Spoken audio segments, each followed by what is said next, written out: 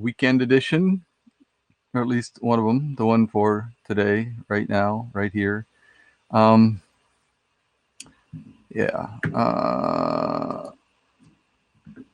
So I'm going to. I thought I would. I'm going to. I thought I would. Thought I would tell a story, maybe. Tell a few stories, maybe. Might be interesting, kind of thing to do. And let's see. Wait just a second. Let me get. Or I should have gotten organized before I went online, shouldn't I? Yeah. Well, um, that's me. Less than organized. Um,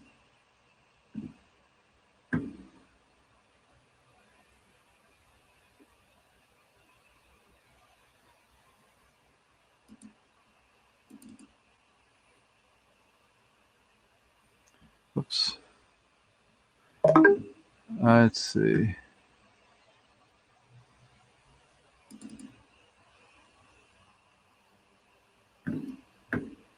Um, Let me set this up. That's what I want to do. Okay. There, that's better.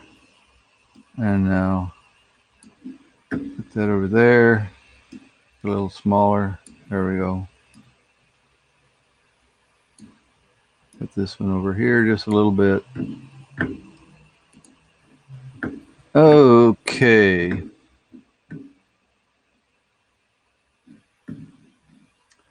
Looking better. All right. So I'm going to start out by telling a couple of stories, I think. One of the things that I like to do is share some Japanese folk tales.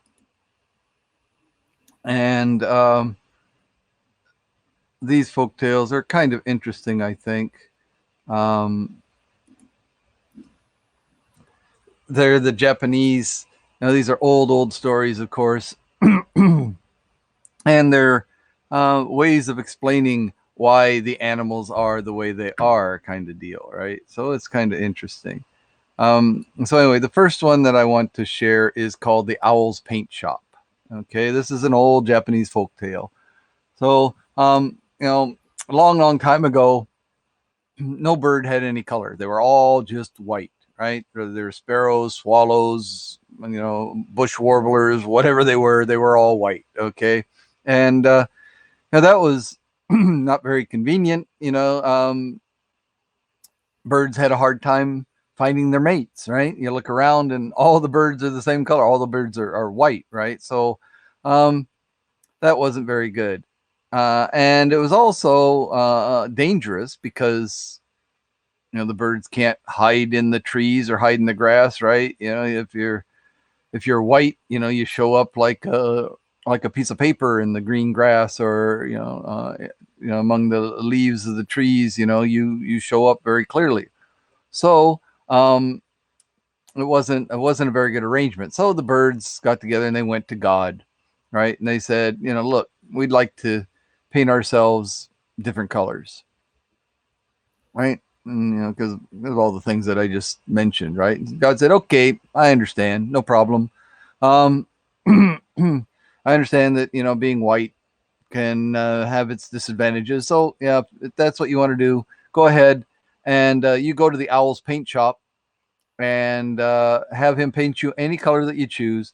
But there has to be a time limit here. So you've got 7 days.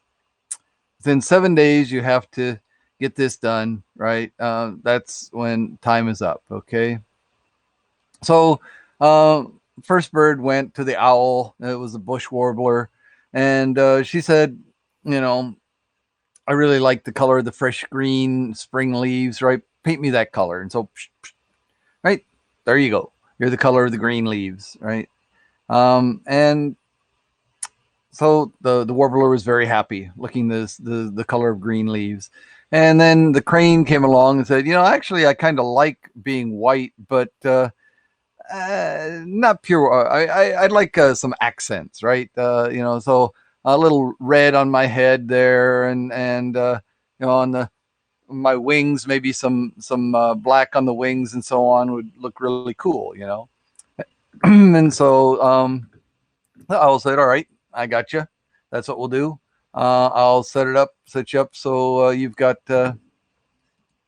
just as you asked, right? You've got red on your head and black on your wings, and cool." And that's what the owl did. No problem. Um, and then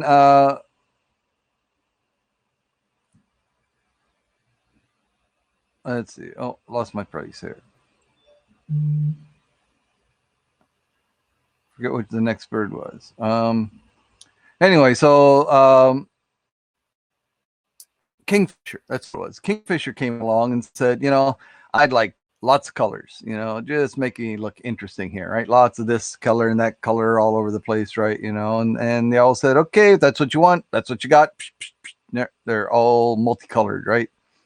And then the Chinese partridge came along and said, I'd like orange here and black there and so on. And that's the way the orange, the Chinese partridge got painted. Sparrow said, I'm just a modest bird. Nice brown would be nice. And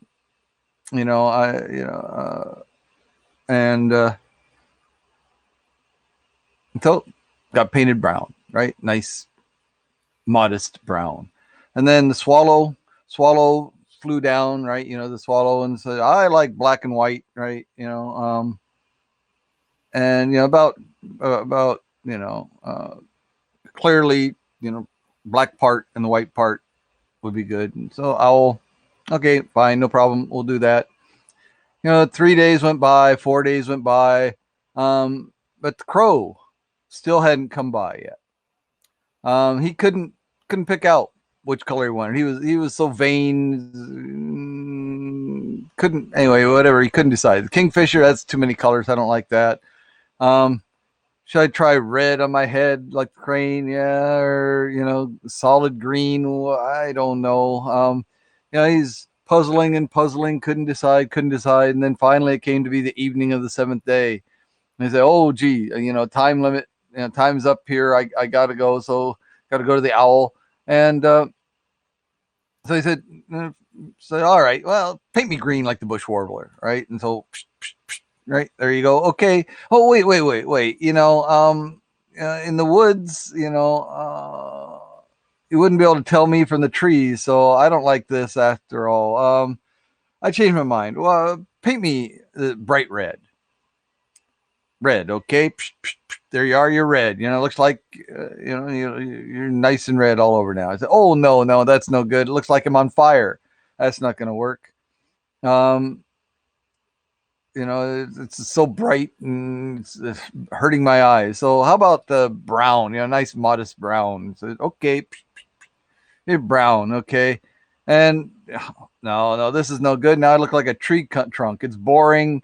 How about sky blue? That'd be good. Sky blue. Okay. I don't like that. No, and anyway, you get the point. He just kept going on. Blue, yellow, purple, pink. I mean, every color you could think of. The owl kept painting the crow, painting the crow. The crow is never satisfied. Every new color, no, that one's not right either. No, that one's right either. And so the owl had to go and find all these colors, right, and go and get the paint, and paint and so on. So he's running back and forth, because the crow kept changing his mind and so on. Right. Then, while the owl was rushing back and forth to find all these different colors of paint, at one time he tripped over a jar of paint, and it was the black paint, and the black paint spilled all over, and it spilled all over the crow and so on, covered the crow head to foot in black paint. And it was just at that time that the sun went down, and God said, "Time's up. That's it. That's the end. No more changes. You are the colors that you're going to be." Right? 7 days is finished. So the crow had to stay black forever after. And so since that time, the crow has always been angry at the owl. It's the owl. The owl that spilled the black paint on me and made me look like this. It's all his fault. So whenever a crow sees an owl, it's always chasing the owl, right? So the owl got scared, always being harassed by this crow all the time. The owl got tired of that, so they said, all right, I'm not going to go outside in the day. I'm only going to go outside at night, right? During daytime,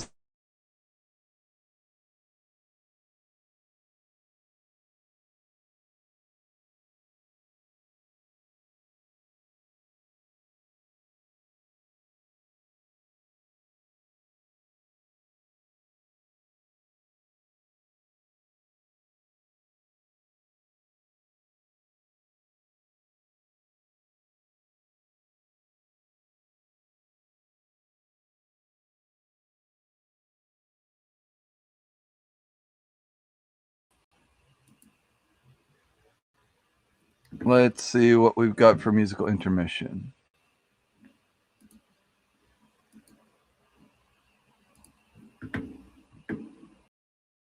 By Katie Kirby.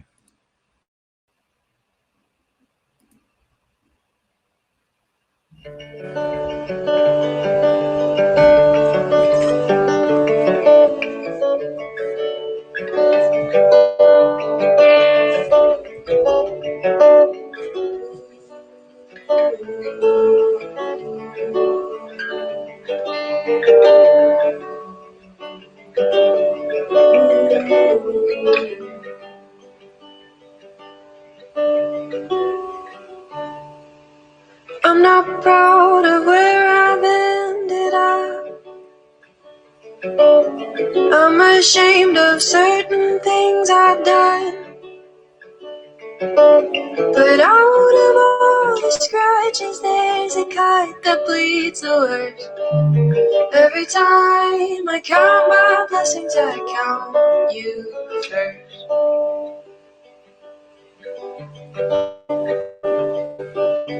Every time I count my blessings, I count you first.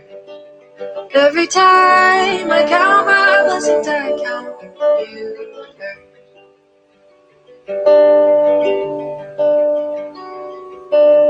I'm afraid I might have given up. I'm afraid I'm running low on love.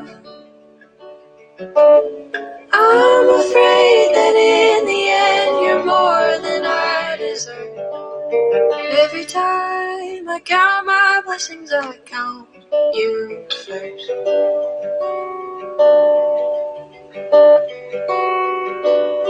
Every time I count my blessings, I count you first. Every time I count my blessings, I count you first.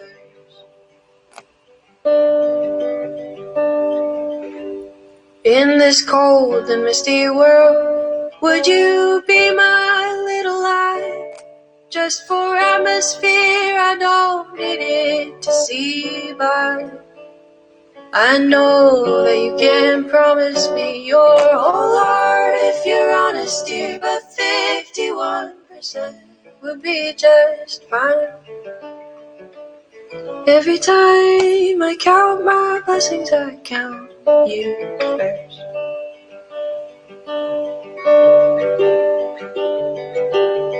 Every time I count my blessings, I count you first.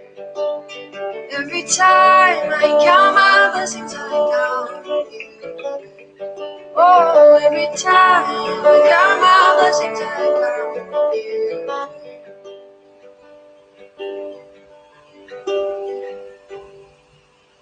I'm aware you'll never be enough.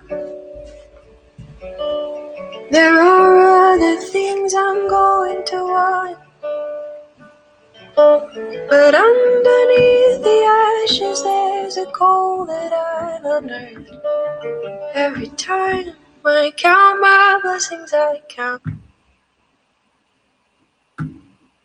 my blessings, I count you first.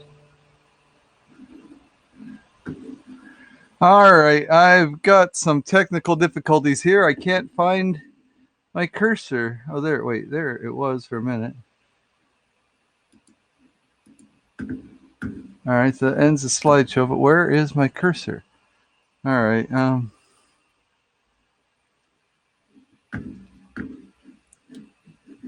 still not showing up. This is bad news. If I, this is a problem.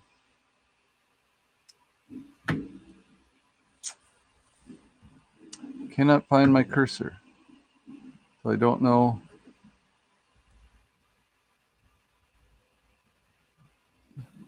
Somewhere in there. I report a bug. It's just not working.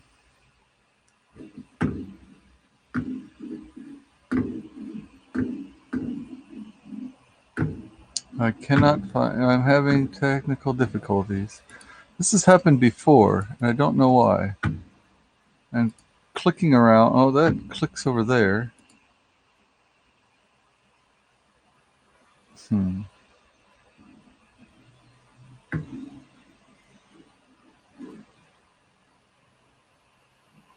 I think I'm gonna have to quit and try again because I mean, I just cannot find my cursor.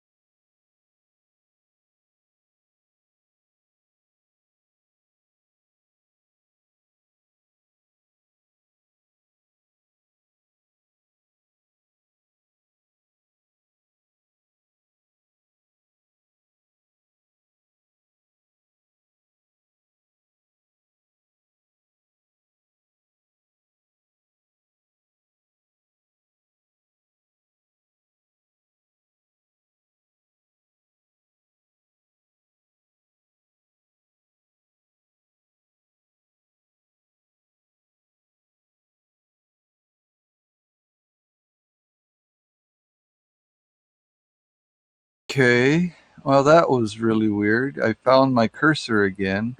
Don't know why that was such a problem. All right, let's try something else here. Um,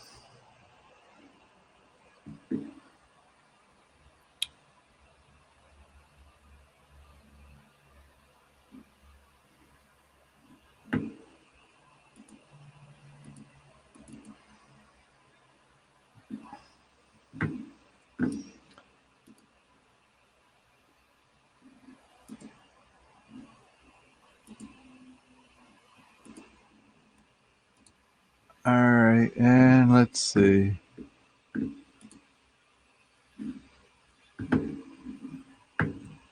If we present this, is this going to do this again?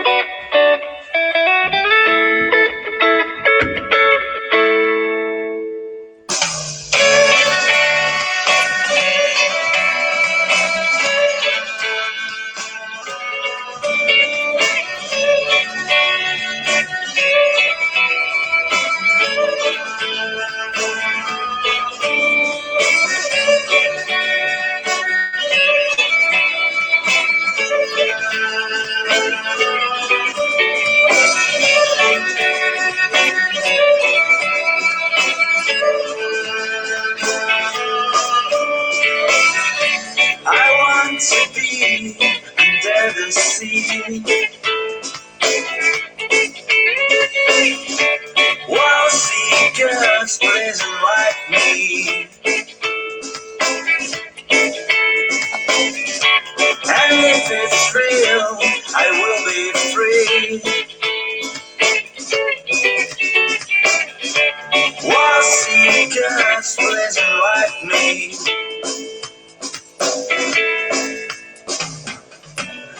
know that you don't like guests. She don't believe what people say.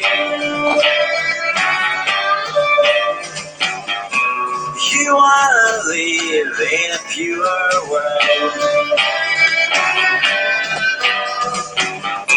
hiding your peace from my eyes.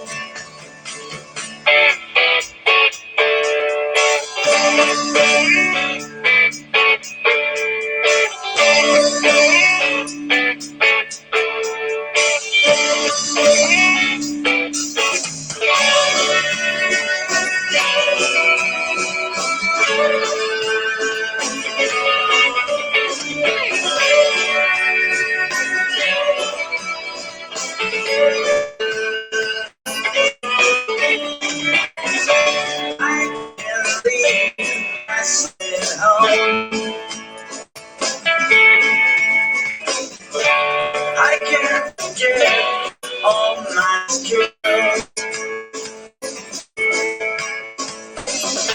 but I don't know what it's like. And I want to be under the sea.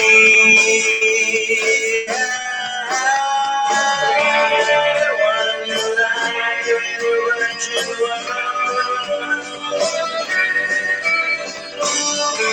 my life will change with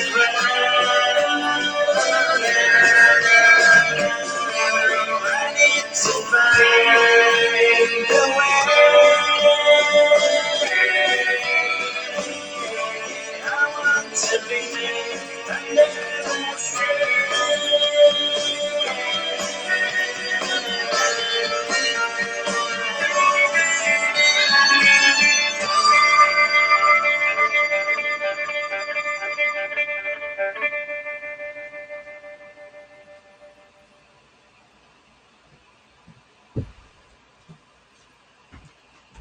Okay, all right. So that was better. At least I didn't lose my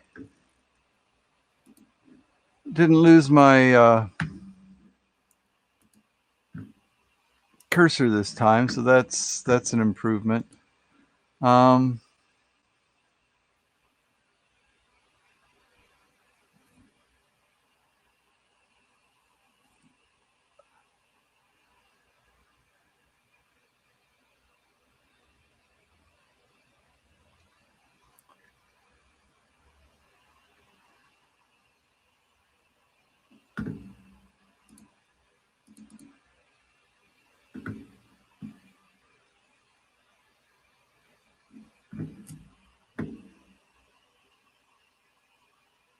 Let's see. Wow, things are slow here. Don't know what's going on.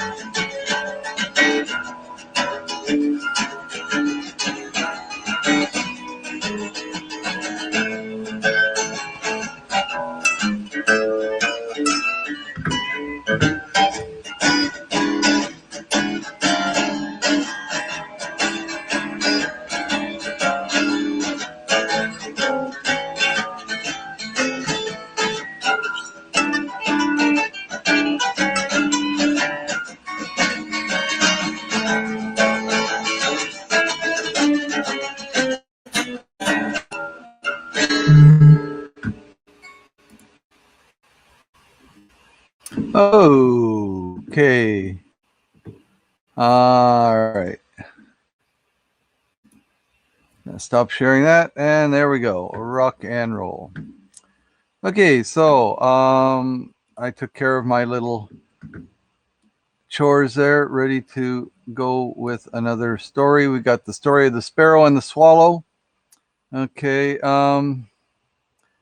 so once upon a time, uh, a long, long time ago, when the Buddha, when there was when Buddha was on the earth, um, he was in the form of a man called Sakyamuni.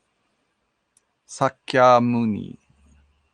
And Sparrow and Swallow were sisters. Okay, and the older sister Swallow was very, prim and proper, careful about her clothes and so on. And her makeup always had to be just perfect whenever she went out or went anywhere and so on. And only did light work, light tasks because didn't want to get her clothes dirty and so on, things like that, right? But Sparrow, the younger sister Sparrow, didn't mind so much about that, didn't care so much about her appearance, and she would go out and do the hard work in the fields and so on. She was comfortable with that. And then one day, they heard that Sakyamuni, uh, right, the Buddha, was sick in bed, right? And the sparrow thought, "Oh, this is terrible. He must be, must be suffering." So she hurried to go visit him and didn't worry. She was in the rice fields, working when she got the news. Just took off straight from there. Mud all over. That's okay. She wanted to go and be with the Sakyamuni, with the Buddha, as soon as possible. Didn't care what she looked like. She went right over to the right over ran right over her father, anyway, and straight to Sakyamuni's house there. And, of course, the older sister, Swallow, heard the news at the same time. But, she, was always very careful about her appearance. So she had to, do her feathers, whatever, check her appearance and all this, check her makeup and everything. Before she went out, she changed into formal clothes and so on, right? And then finally, after fixing herself all up, so it was perfect. Then she went out. Okay, and Sakyamuni was very pleased, very happy when the sparrow arrived. To hopped in and came to visit. He said, it's very thoughtful of you to come so quickly. You didn't worry about your muddy clothes and so on. So as a reward, I'm going to allow you to eat rice the same as humans do, right? You can eat rice just like the humans do. And so now all sparrows are, allowed to eat some of the rice, that humans grow for themselves, right? Sparrows, they like rice, right? And that's why they're allowed, because sparrow, the Buddha Sakyamuni was very pleased with the sparrow that she came so quickly. But it was not good manners the way you ran out of the field, leaving your father behind, basically jumped over your father in order to get there. That was bad manners. So from now on, you can't walk like like other animals. You have to keep your legs together. All you can do now is hop when you walk. You have to hop, right? So again, that's why sparrows can only hop. They can't walk like other animals. They can only hop. And then later, of course, took a while for the sparrow to get ready. Finally, the sparrow arrived, or the swallow arrived. Sorry, the swallow arrived finally, and all dressed up, but much later. Very late. And so Sakyamuni, the Buddha, was angry. I'm here sick in bed, and it took you this long just to get here because you're so worried about how you look. Oh, that's, I'm very displeased. from now on, all you can eat are earthen bugs, right? And so that's all you can eat, right? That's all today. That's when swallows, right? That's what their diet is, only bugs, right? Basically, that's all they can eat. Um, and so that's the explanation as to why uh, sparrows can eat rice, but swallows can only eat bugs. You wondered, didn't you? Now you know. Yeah. Okay. Well. What else we got going on here? Anybody out there? Nobody out there. Nobody. Well, I was going to play Friendly Feud, but I don't see any Friendly Feuders. Let's see.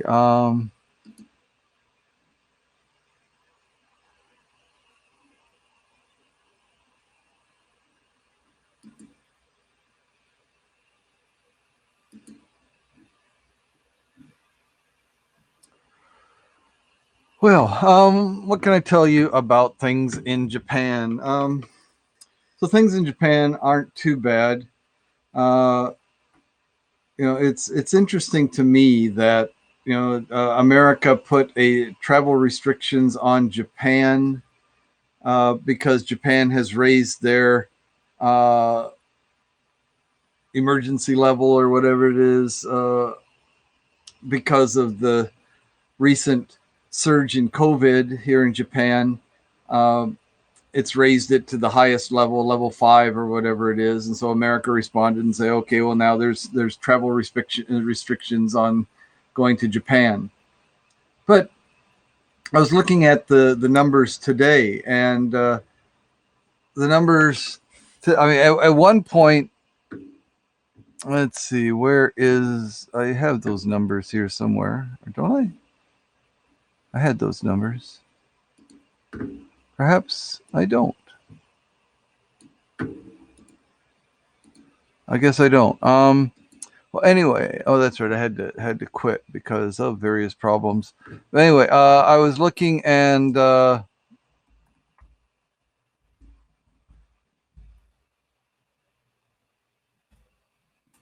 Japan, um, has quite a spike. In fact, I could probably uh, share this with you guys.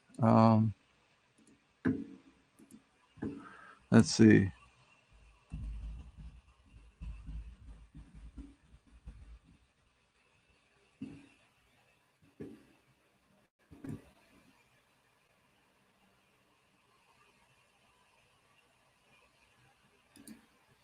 Let's see.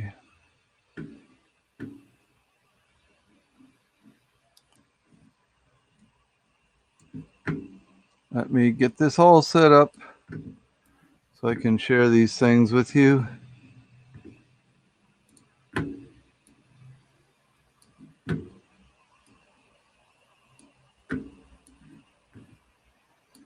All right. Why don't I just share that whole screen like I did before? Okay, so you can see, right, confirmed cases in Japan, 738,919. Okay, that's 3,708 new cases, right? And if you look at this graphic here, you can see, this was, back, a year ago, a little over a year ago, and then last summer, and then during the winter time, right, hit a peak around New Year's time, came back down. Well, this is the latest peak, which is even a little higher. So it is quite high. 80,000 total active cases. 80,000 total active cases. The daily new cases, you can see it's been over 6,000 up to 7,000 cases. It's now come down to, as we saw there, 3,700. Okay. So this is a big peak in Japan. It's coming down now. For the past week, it has been coming back down, but we did have a peak here, and that was basically because of the Golden Week holiday that we had. During Golden Week, people travel. It's between 5 to 10 days of vacation time, depending on the company and so on. But just about everybody has that time off, and so a lot of people travel, and so it was expected, or at least I expected this kind of a peak. Most people probably expected it. But so my point is, right now 3,708 new cases every day. But if we look at America,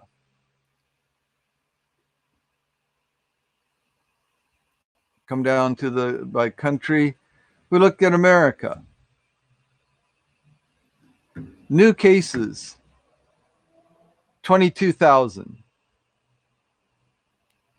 Now I know that America is more populous than the United States, but okay, let's okay, so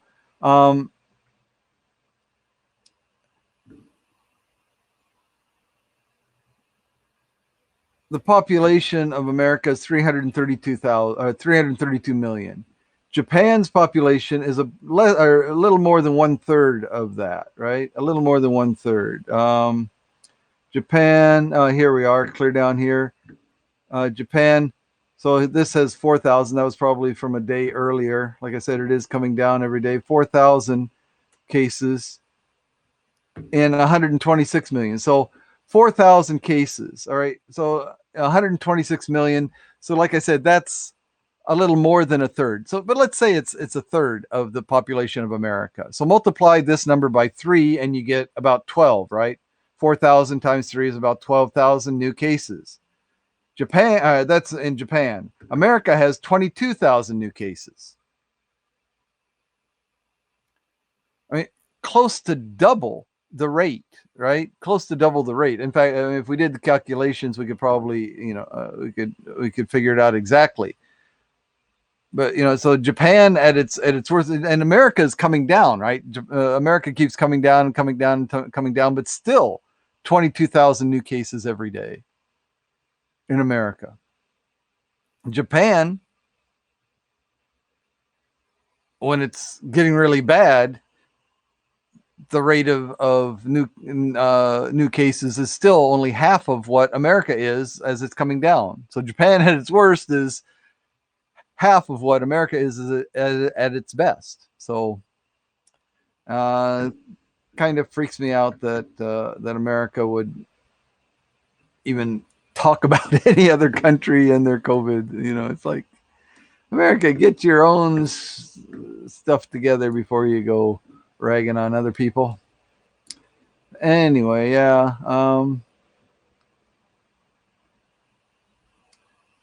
I am on the island of Kyushu here. Let's see where Kanto, Kyushu. There it is, Kyushu. So you can see we had a rough spot here for a while, but again during that peak time into the country, it was also a lot of cases here, people traveling outside of this area, during that holiday season, and they picked up some virus and brought it back and so on. So there were some times here, but you can see it's come back down quite a bit. 39 new cases. Kumamoto,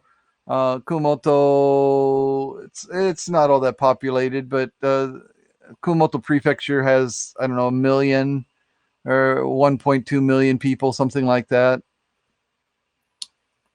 So 39 new cases out of 1 million people. Not all that dangerous here, right? And yet still, with those kind of numbers, Japan takes the precaution of having our classes remotely. Everyone wears a mask. My wife has had both her vaccines because she works in a hospital. She's had both her vaccines. She still wears a mask every day.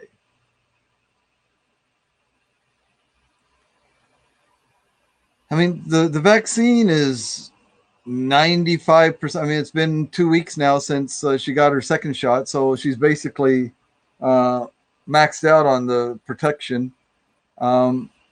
it's 95, 98% effective or whatever it is, there's still a possibility of getting it. It's not 100%. Besides that, still the possibility of her bringing the virus home to me, right? So she still wears the mask. I mean, and she doesn't, and she doesn't, and the Japanese don't look at this as some major human rights violation. It's like, it's more of a human rights violation, those people that don't wear masks, those people that aren't considered enough to, to protect their fellow human beings by wearing masks. Um, so, like I said, it's just interesting to me. I got this, I subscribe to this newsletter kind of thing, I guess, from the American Embassy here in Japan, and they sent out uh, sent out information that America had imposed restrictions on travel to Japan. Just so funny. And of course, there's continued talk about canceling the Olympics, which, of course, they should. Um, I mean, the Olympics are an international event, and even if it's only a handful of people, and even if those people are screened carefully and for the virus and so on, chances are pretty good that some virus is going to get through, asymptomatic, or I mean, because we're talking about thousands of people coming in, right? Just the athletes and their trainers and support staff and so on, plus television crews and so on that would be here to cover it.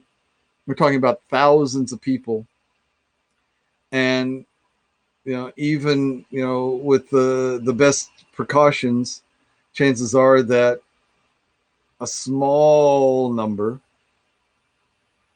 would get through, right?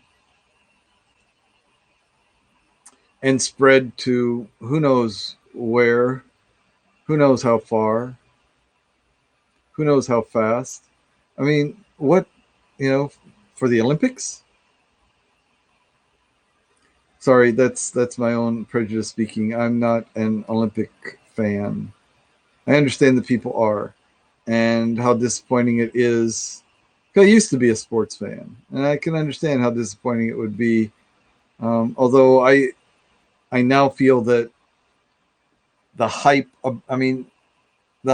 over sporting events is completely manufactured, or it's self delusion.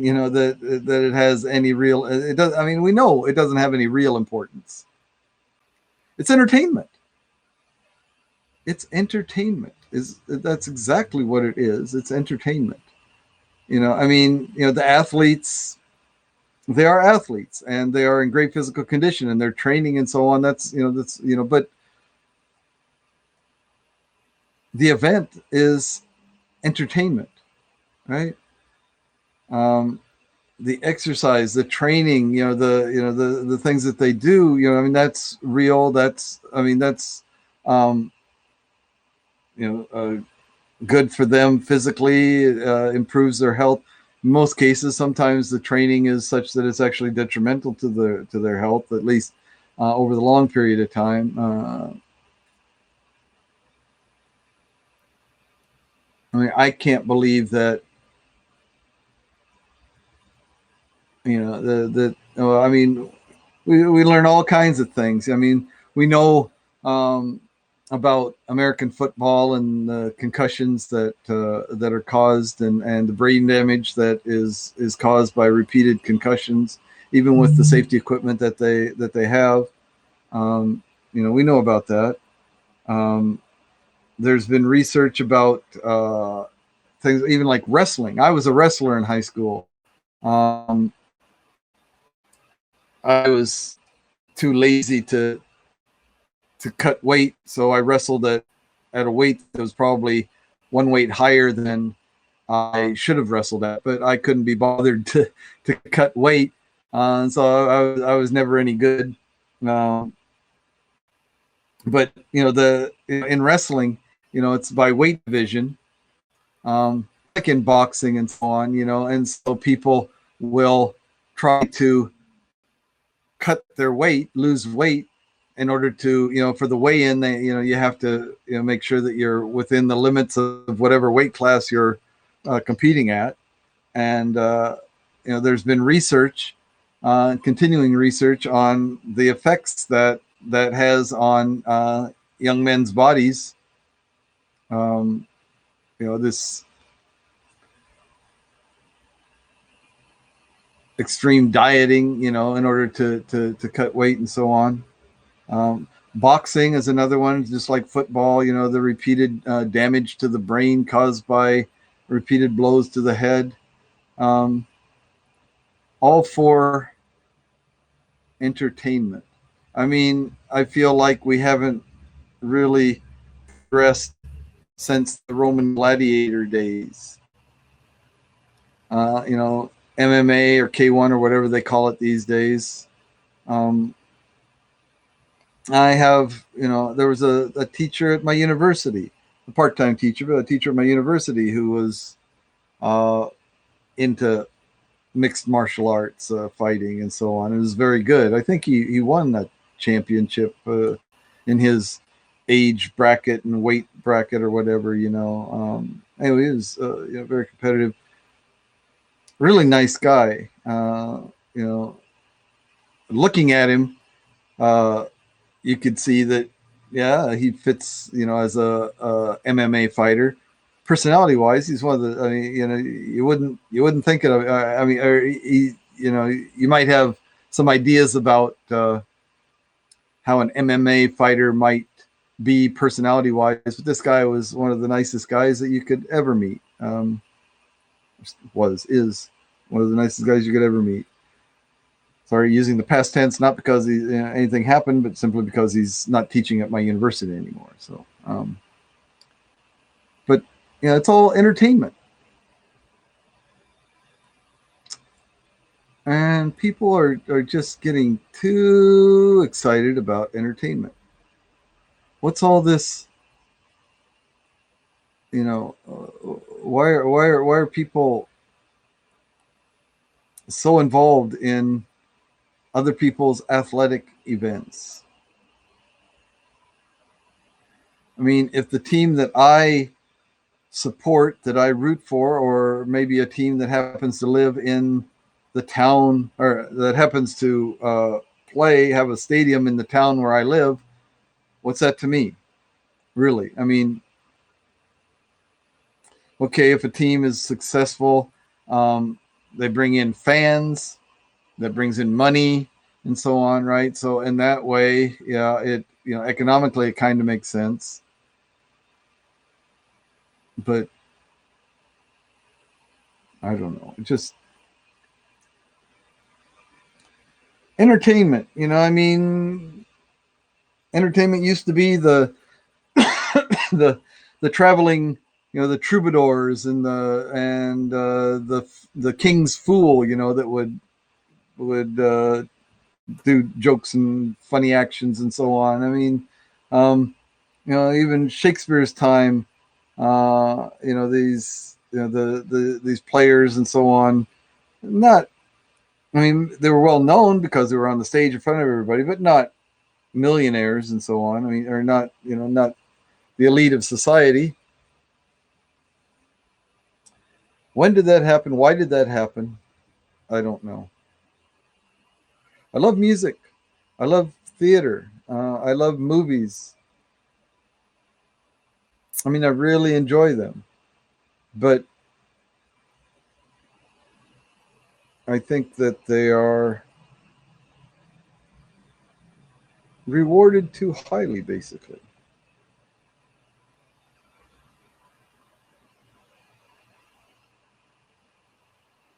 And work like nurses, teachers. Yeah, probably teachers. Yeah, yeah, teachers. Farmers, uh, factory workers. The essential factory workers. Uh, the people that work in the warehouses. These people are the ones that are unsung and underpaid. Um, because we don't see them. They're not out there in the public spotlight. And so they are underrepresented in negotiations for their pay, I guess. Or that's not quite the right way to say it, but I mean these movie stars. Yeah, you can. A lot of people want to see that movie, so they pay money for it. But I remember when movies, the Saturday matinee was $1.50 or $2 for the Saturday matinee, and $4 for the Saturday night ticket. So it's like less than, I mean, like $10 when you threw in the popcorn and the milk duds or whatever you ate while you were watching the movie. Like a $10 date. Take a girl to a movie for $10. Now I don't know. I mean, here in Japan, it's like $15 for one ticket.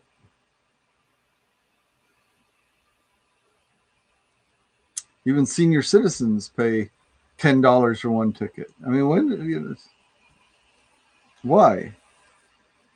Seems to me that the technology has gotten to the point where it ought to be cheaper to produce, to show those movies. I mean, yeah, they spend a lot of money, but I tell you, the best movies are not the ones that have the best special effects. I mean, it's the stories that used to be what sold the movies, or at least used to be what impressed me about the movies. I mean, the masters were the masters, and they're still highly regarded for good reason, and we've gone away from that. Hitchcock was a movie making genius, I think.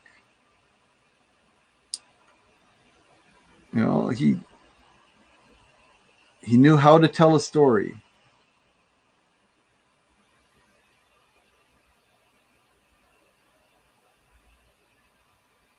He knew how to use the technology of the day to its best advantage without the requirement of all this. It seems to me that, yeah, okay, it's just like our our cameras in our phones, right? And now any Tom, Dick, or Harry, has got this technologically advanced super camera that they're walking around with in their pocket, and they can whip it out and take a photograph at any time that until recently would have required the skills of a trained photographer. So okay, so yeah, so we don't need, I mean, it doesn't require a trained photographer. Not that we don't need them, but it doesn't require the skills of a trained photographer in order to take the level of photographs that we become accustomed to. And then the After Effects, the editing techniques, and so on. The same with movies, not just still photographs, but the same with movies and the effects that we can apply there. So because of that, because these special effects, these high quality results have come into the hands of the layman. Now the professionals are under pressure to push the envelope, which requires them to advance the technology to do things in new and novel ways, or with new and novel techniques, in order to stay at least one step ahead of what John Doe can do with the smartphone in his pocket. And that means spending large amounts of money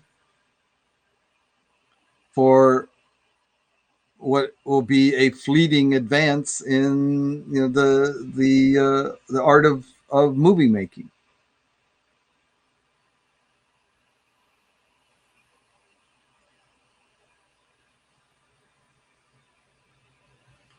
And I am torn because I do enjoy the high quality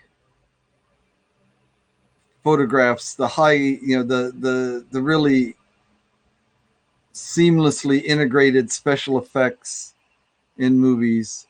I appreciate the high quality technology that I have available to me to do broadcasts like this. I mean, yeah.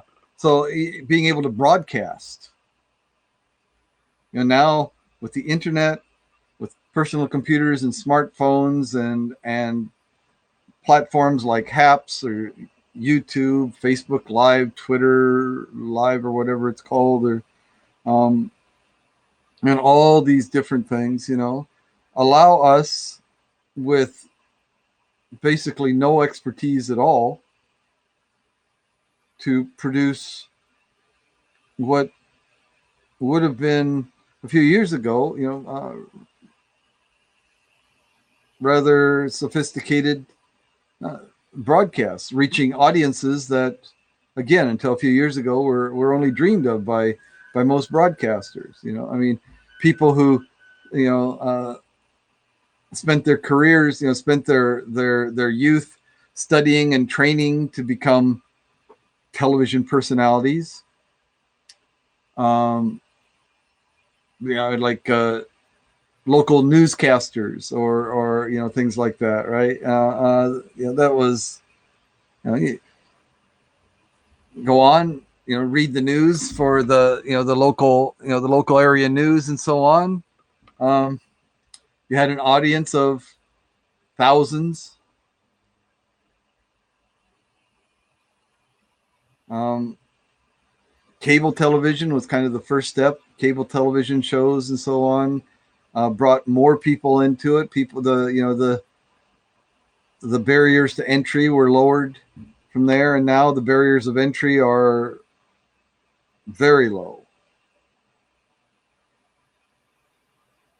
So since the barriers of entry are very low, and the tools available to laymen to for both pre-production, and post-production and so on, and all these things have become so extensive and so highly developed that it really is putting a lot of pressure on these Hollywood movies to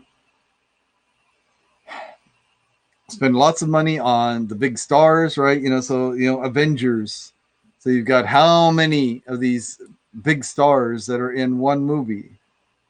Because you need to do that. You need these recognized faces in order to draw in the crowds. You need these fantastic special effects in order to draw in the crowds.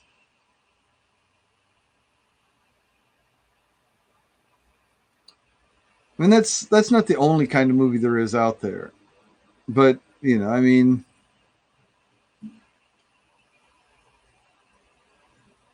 what's his name? The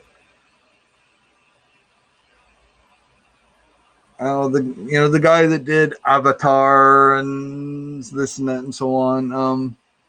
Again, Avatar, big 3D production, which 3D still doesn't trip my trigger. 3D movies are an interesting idea that whose time has not come, and don't know when or if it will. People don't want to wear specialized glasses to be able to see the special effects. They want it to, they want it to just be there. And I haven't seen any 3D technology that really impressed me so far. They're trying, because again, that was something that that it's still something that the average person doesn't have access to. That's still on the bleeding edge.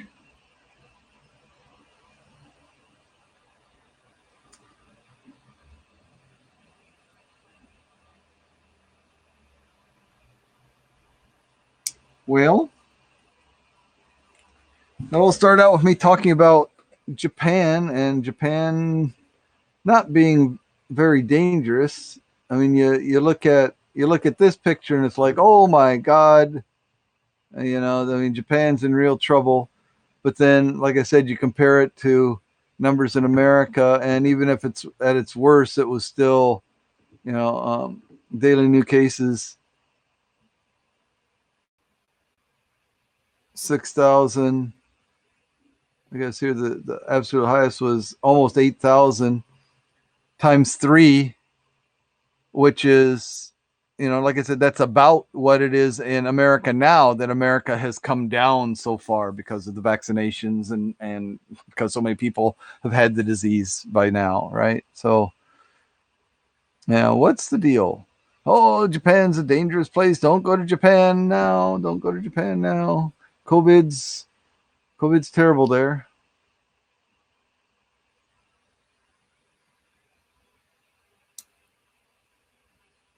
Don't know where I'd rather be than Japan, actually. I mean, and I'm not saying that because I'm here. I'm here because I believe that. Yeah, yeah, it's good. Okay, let's stop sharing that stuff. So, are any of my viewers gonna show up here? I don't think so. People have poked their nose in to take a peek, but haven't stuck around. Um, I know I'm a little bit earlier than I usually am, which is probably one consideration, but such is life in the big city. Let's see.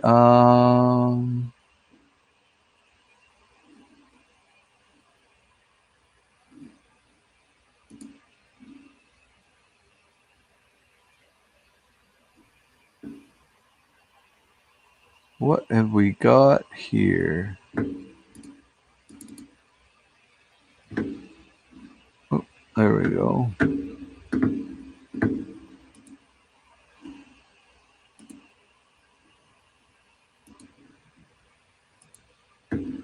All right, let's play this.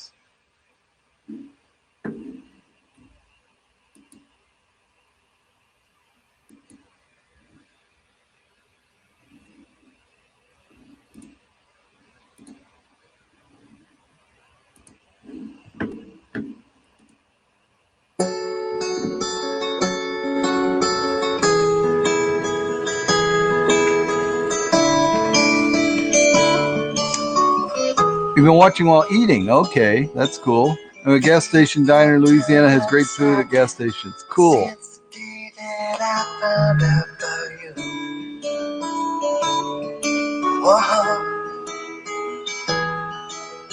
Bless the trees and kiss the sky. I stayed up all night when I saw you. Whoa. I'll play this. Riding up against the wind. You could be a lover or anything. And you're kind, feel the pain. And know the sunshine can't exist without the rain. Live this life, that's what it's for. Climb the highest mountain, hear the oceans roar. Don't look back, this time is yours. Do what's right and brandish your love like a sword.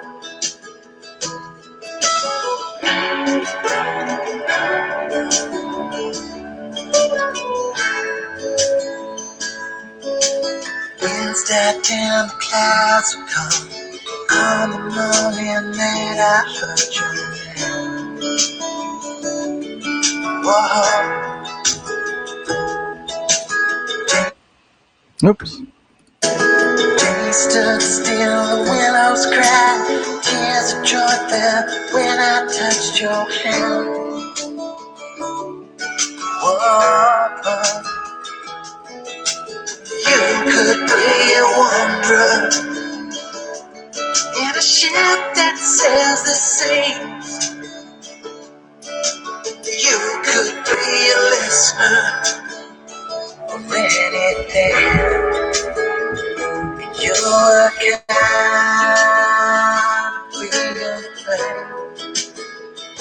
No, the sunshine can't exist without the rain.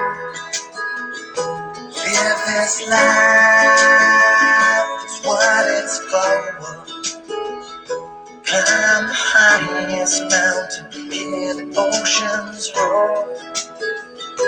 Don't look back, this time is yours. Do what's right and brandish your love like a sword.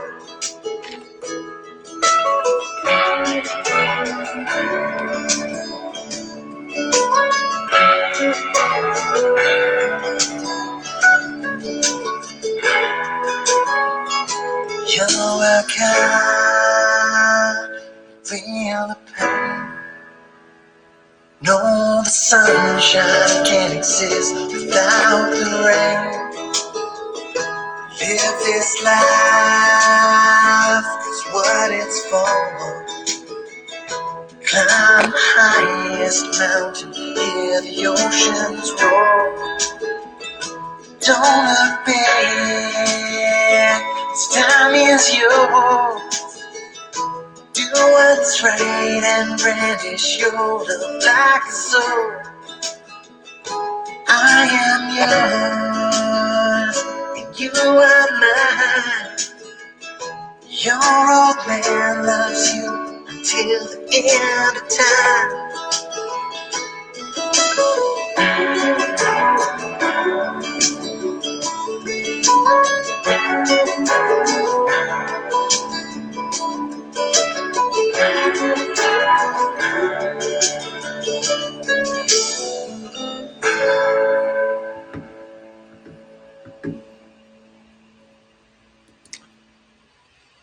Okay, all right. Well, that was our musical interlude there.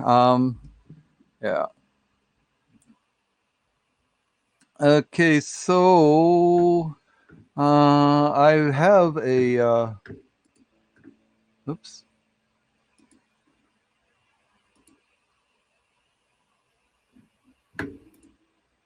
I've got a friendly feud. Wow, PowerPoint is just acting weird lately. It won't quit properly. Not a happy event here. Let's see what I got. Microsoft PowerPoint. It's last couple of days. It hasn't been quitting properly. I do not know why. But it is what it is. So let's see. I'll get rid of that. What happened? Oh, that's right. Okay. Where's my friendly feud? Oh, there it is. Okay. Oh, well, we'll save that for later. If I don't need it, I don't need it. Okay, let's see.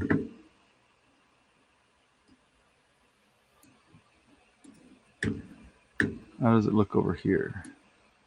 It doesn't look at all. Haha.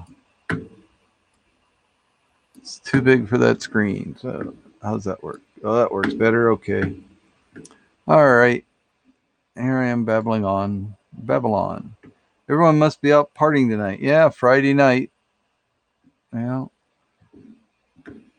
I just, let's see. So Friday night, last night for me, stayed home with the wife, had a couple of beers. It was nice.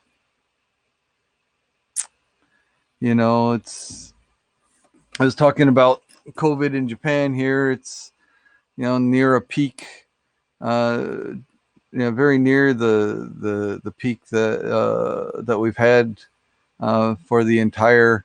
Did yard work today? Okay, cool. Yard work. I want to get back to my house in the Philippines. I've got yard work I want to do there. Here in Japan, uh, I mean, I could buy a house, but um, I've more or less decided that I'm going to be better off financially if I retire in the Philippines. It's so much cheaper in the Philippines. We've got our house built there now, and at this point, taxes aren't too expensive. America seems to be feeling good about COVID restrictions dropping. I hope the decrease in cases lasts. Yeah, the decrease in cases will probably flatten off. I don't think. I mean, this is just me, an idiot, talking. But there've been, when you add the number of people that have had the virus and the number of people that have had at least one vaccine or two, and they're not at community immunity or herd immunity, however you want to refer to it. Not at that point yet, but it's enough to have an effect, obviously.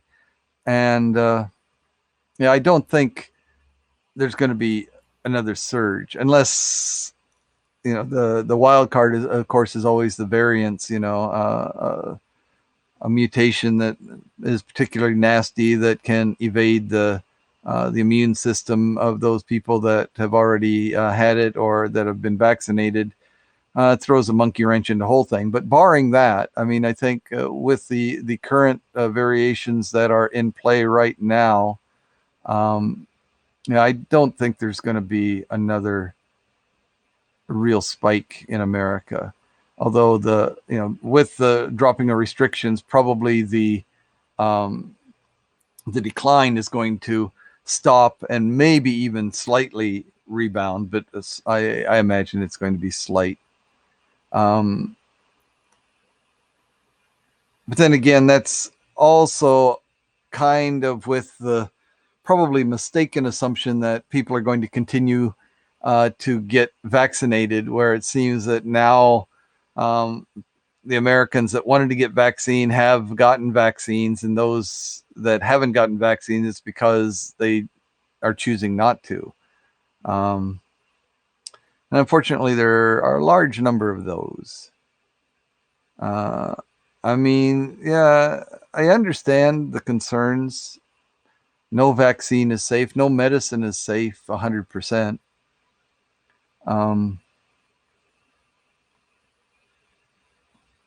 Yeah, no medicine is safe 100%. If you give it to enough different people, all our body chemistries are just slightly different enough that you're going to find a combination somewhere that just doesn't work, right? So no medicine, vaccine, whatever is completely safe. But even having said that, the alternative of getting the virus is so much worse. Except, with the exception of the extreme reactions to the vaccine, which are so rare. I mean, yeah, but for that individual, yeah, I would have been better off with the virus. Well, we actually don't know. You actually can't even say that.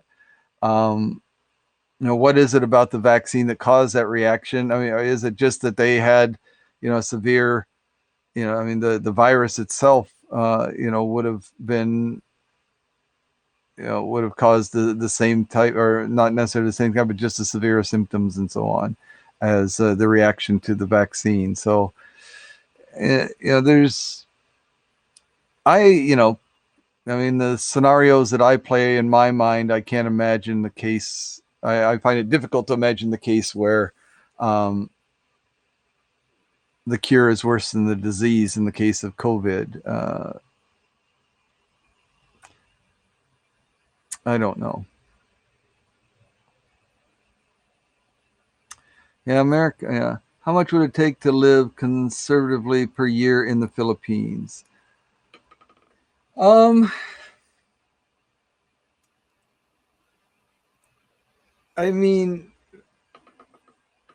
you're in America, which has one of the highest standards of living in the world, right? So, conservative from an American standpoint is still pretty high on the scale, right?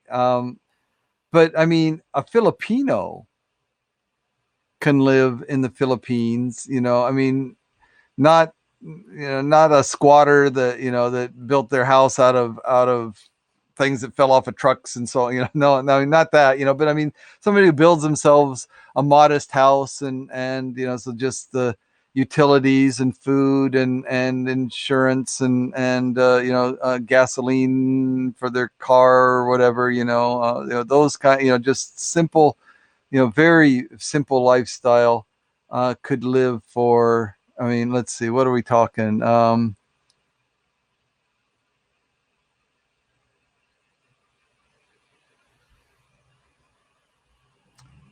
Yeah, simple. Let's see. We got to convert from pesos to dollars. I never think of anything in dollars anymore. I never think of anything in dollars anymore. It's just dollars are foreign to me. Um,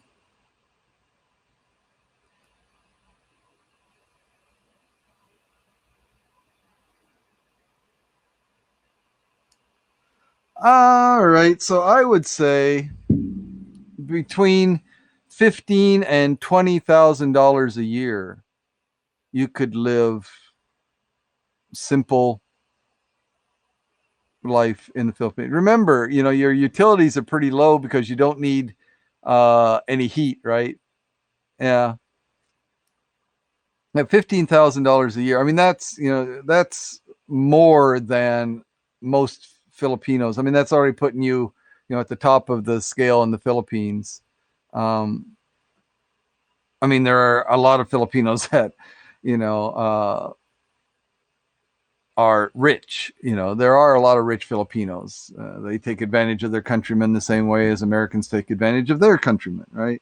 But I mean, yeah. So actually, I know people that subsistence living. I mean, getting by on.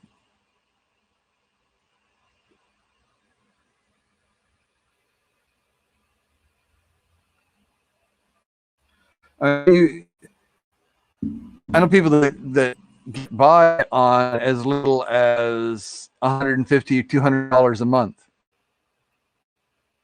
Yeah, really, $200 a month um, is enough to, I mean, if you take cold showers, right, and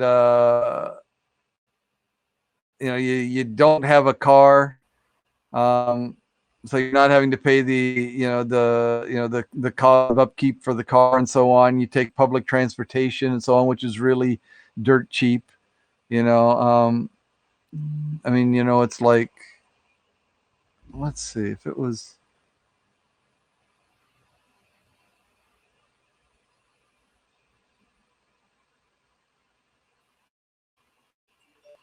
Yeah, so public transportation, you're talking about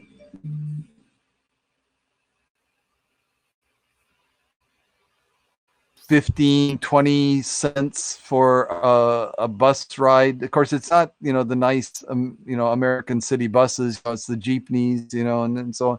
But, it's fine, so you take public transportation, like I said, it's 15, 20 cents, each way. You take cold showers so you don't have to pay for the electricity or the gas for the hot water. Um, basically your gas is for cooking, or I guess you could have an electric stove and so on. I mean, yeah, food is cheap there, right? Food is cheap. What is healthcare like there? It is so much cheaper than America. I mean, it's like, when you travel my God, if you're a foreigner traveling to America, you better damn well have good travel health insurance, because America is just so outrageously expensive for health care. It will bankrupt you if something. I had a friend of mine who uh, is an American but lives in Japan, like me. Okay, took his daughters there, and his daughter came down with something like they were there for a couple of weeks, and like the middle of their trip came down with something and was sick in the hospital, and it was thousands of dollars. But going back to the Philippines is so much cheaper. Medicines are so much cheaper. Getting because, like I said, most of the people, a lot, there are a lot of people that their monthly income is like $200-$300 a month. You know, so they can't afford to pay even $10 to see the doctor, right? Hello, Dean. It is Dean. Hello, hello, hello. Good day, Nippon. Yep. Yeah. Um. Yeah. So good morning from Pakistan. Welcome, welcome. Yes. Good morning. Good morning. Nice to see you here. Yeah. Yeah. So the healthcare. I mean, the doctors, their education is good. And the nurses are excellent. And in fact, probably one of the biggest problems that the Philippines has right now is the hemorrhaging of all these. Oh, hello, Jay, welcome. Um, the hemorrhaging of all these really talented, important, skilled people that are leaving the Philippines because they can't earn a high wage there. Hello, Cher, welcome. Um, I mean, a nurse that, like I said, will probably earn, a nurse in the Philippines will probably earn, 200, maybe $300 a month. Yeah, a nurse in the Philippines will earn probably $200, $300 a month, maybe more than that. But I mean, teachers are earning, like that. I mean, it's, and so on. So you got somebody that has some skills, they're going to market them, they're going to market themselves someplace else, get themselves, go to America, go to England, go to Dubai, go to Canada, go to Australia, go Japan, if they can speak the language, right? Everybody speaks English, so that's the thing. Where are most of them going? Yeah, I mean, so the unskilled, even the unskilled workers are leaving Japan, those that are motivated. So, the good motivated people are going to places like Saudi Arabia, Dubai, Qatar, and working as, servants there, right? The housemaids and so on, right? Um, the skilled workers going to America, going to England, going to Canada, going to Australia, because there's no language barrier.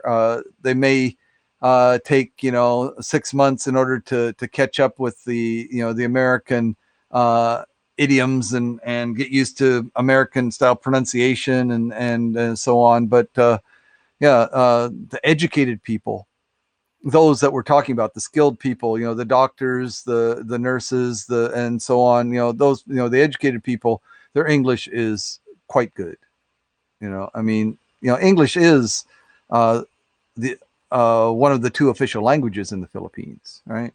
Um, no game tonight. No, we can play a game. We can play a game. I was just shooting the breeze. I've been on for how long have I been on? Been on for almost an hour and a half, waiting for guys to show up. I know I was on early, and I'm not blaming, or I don't mean to sound like that at all. Let's see. I thought it was kind of interesting the last time. I've got a game here that I believe, again, is all numbers. All the answers are numbers. So I thought maybe that would cut down on, I mean, Maybe I should wait until Yuke is here because she's the one, maybe she can hit a single key number, right? Or, type in numbers. So she always had trouble with the typing in the answers. But I've got one here that is all numbers. Thought I'd try that. Started out with all numbers the other day, but that wasn't, and I thought that's what this was, but it wasn't. It was a different one. Um,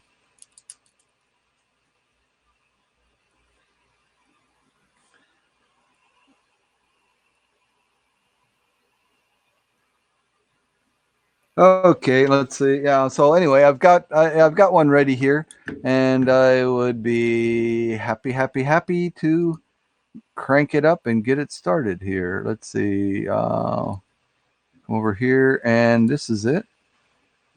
And share that. Not you share. The share. Okay, ready, set, go. Yeah, that's all right.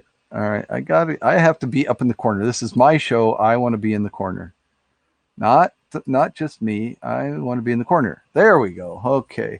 I don't know why it is so obnoxious about, every time I put it up there. Yeah. See that you're a deadhead. Absolutely.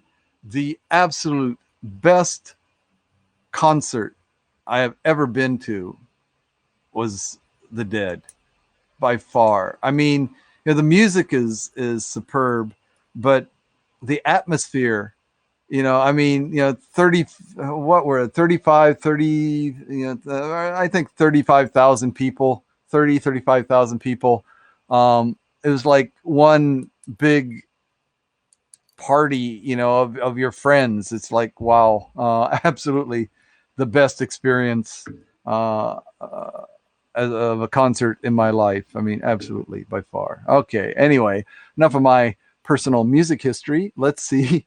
Like I said, I think these are all numbers. Okay, I think these are all numbers. Let's see what happens here. Okay. Oh, I messed up the effect there, but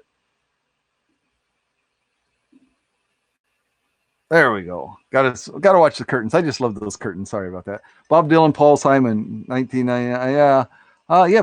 Bob, yeah, Bob and Paul. Yeah, that'd be interesting. Interesting. Yeah, like them both. Yeah. I mean, but like again, it wasn't. I mean, yeah, I can't speak for the experience at other venues and so on, but yeah, for me, on top of the music, it was just the entire atmosphere of the people that were in attendance. It was like really good for me. Yeah, yeah, would love to see Bob Dylan, Paul Simon. Yeah. Anyway, here we go. So there are 7 answers I hear. I put this up here so I know. So they're the top 7 answers. And I believe these are all numbers, like I said. I believe these are all numbers. So let's see what the first question is. Tell me the age when boys stop playing with stuffed animals. Tell me the age when boys stop playing with stuffed animals. 10, 5, 10. Sorry, black-eyed dog. Share, beat you to the 10. 8, there you go. Is Dean still around? Did I scare him off? There he is, Dean. 8. Oh, black-eyed dog got in there with the 8 first, Dean.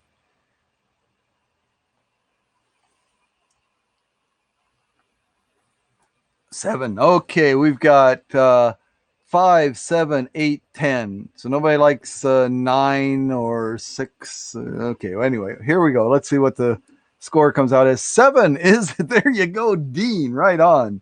22 points for Dean off the bat. Well done. Well played. Well played. That's right. Good answer. 8. There it is. 8. Black-eyed dog. So the second guesses are working out here pretty well here. Okay, so 19 points for black-eyed dog for the 8 answer.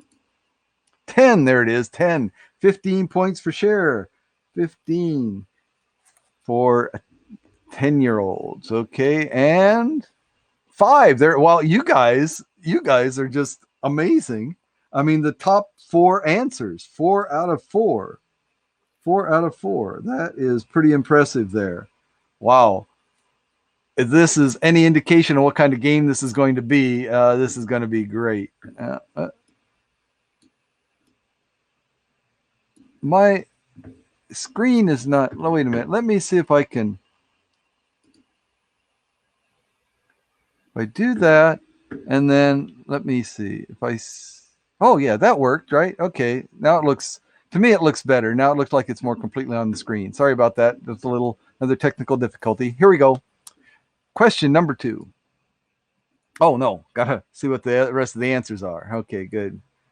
6, 4, 3. Okay. So there was 6, 4, 3. So 3, 4, 5, 6, 7, 8. Nobody said 9. 9 was not an answer. Nobody.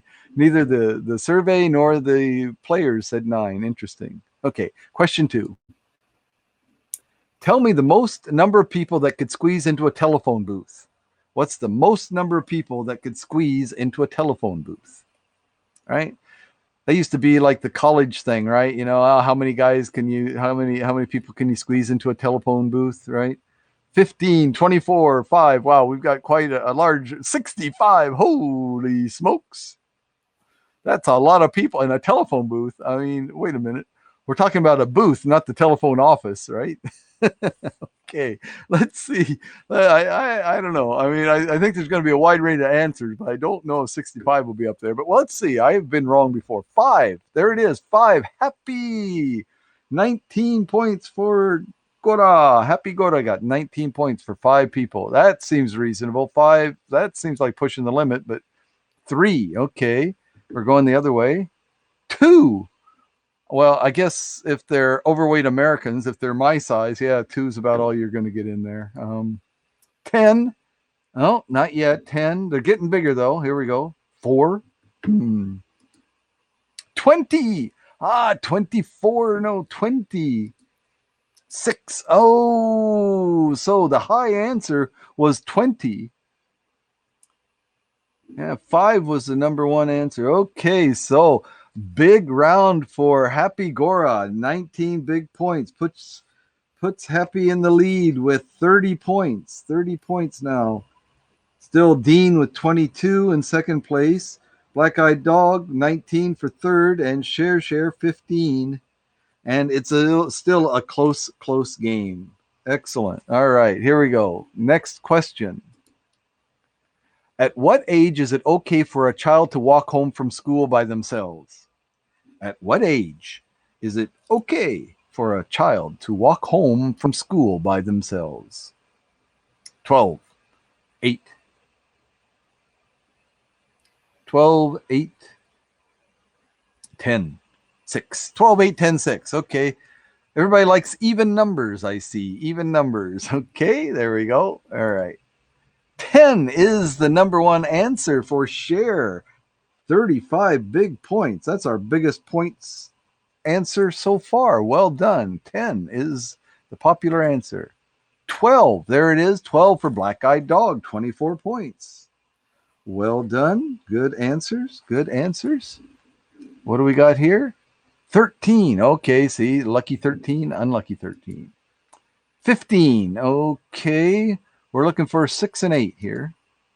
14. Okay, 12, 13, 14, 15. Okay. 9. All right, we're getting close. What's going to be the last answer?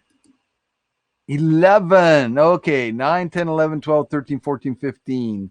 Nothing below 9. Interesting. Interesting.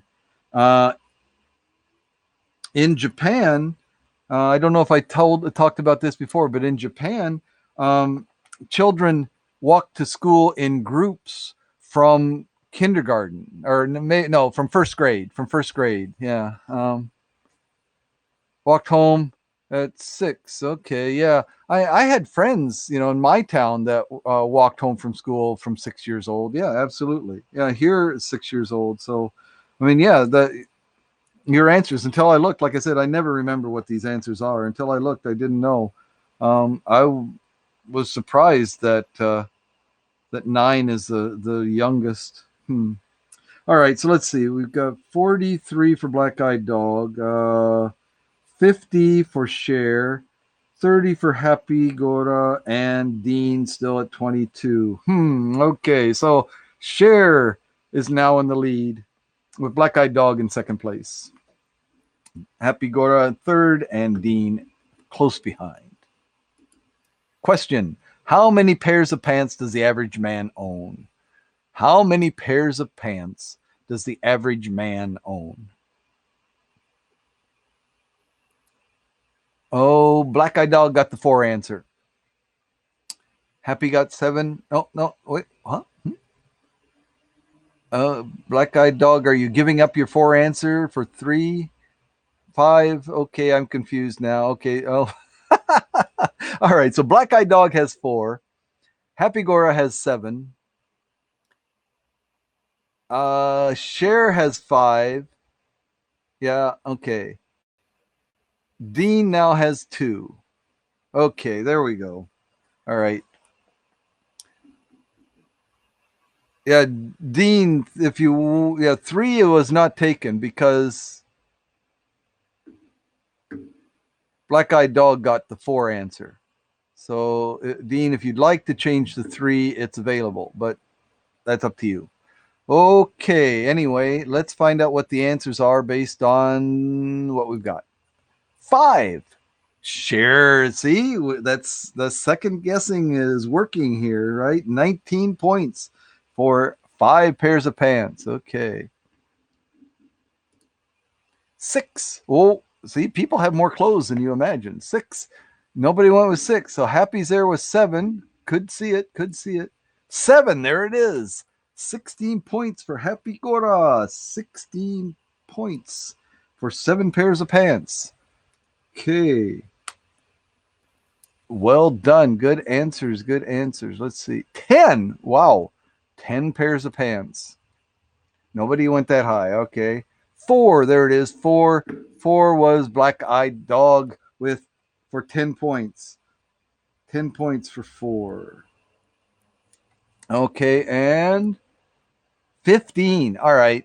We're talking average. We're not talking about some movie star or something, right?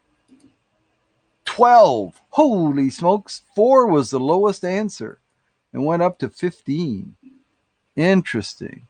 I mean, if you counted my shorts, right, my summertime casual wear shorts as pants, yeah, I've got 10 maybe. Maybe. I don't know. All right. Let's see. Oh yeah, if you count my suit pants as pants, I have to wear a suit for Kyojukai and things like that. Okay, I could see where maybe it's more. All right. Dean's still at 22. Happy Gora now at 46. Cher at 69. Ooh. And Black Eyed Dog at 53. So the order hasn't changed. So Cher 69 first place, Black Eyed Dog second, Happy Gora third, and Dean close behind in fourth place. We're at question number 1, 2, 3, 4, 5. Question number 5. Oops. Let's see. 15 pairs of pants. Who? Rockefeller? Yeah. Suit, shorts, jeans. Right. Yeah. Yeah. That's what I was thinking. Yeah. If you count, yeah, short pants, suit pants, jeans. Yeah. Underpants? No. All right. Oh, here we go. Question number 5. At what age do people usually learn to play their first musical instrument? At what age do people usually learn to play their first musical instrument? 4 years old. 8, 14. Okay, we've got a wide range of answers here. Yeah. How old was I think I was in elementary school. 6, I think. Or was it first year of junior high school? I can't remember now. Okay, so 4, 6, 8, 14. All right, here we go. 10. Nobody chose 10. All right. 5. You guys like the even numbers. I can see that. Depends if the instruments are already in the house. That's true. That's true.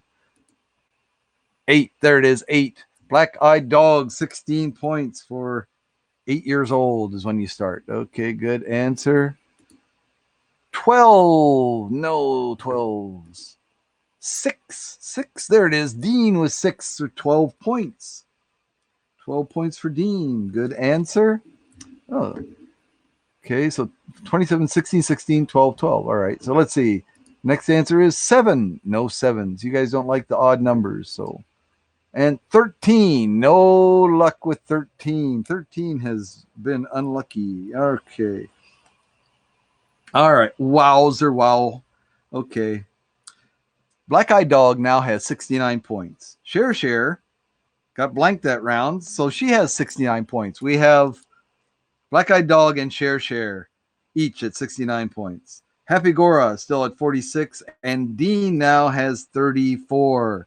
It's a horse race. It's a tight race. It's a nail biter. It's all those adjectives that I can't come up with right now. But here, this is a great game. Okay, question number 6. What do we see? Tell me the age at which children start buying their parents Christmas gifts. At what age do children start buying Christmas gifts for mom and dad? 10, 7, 18.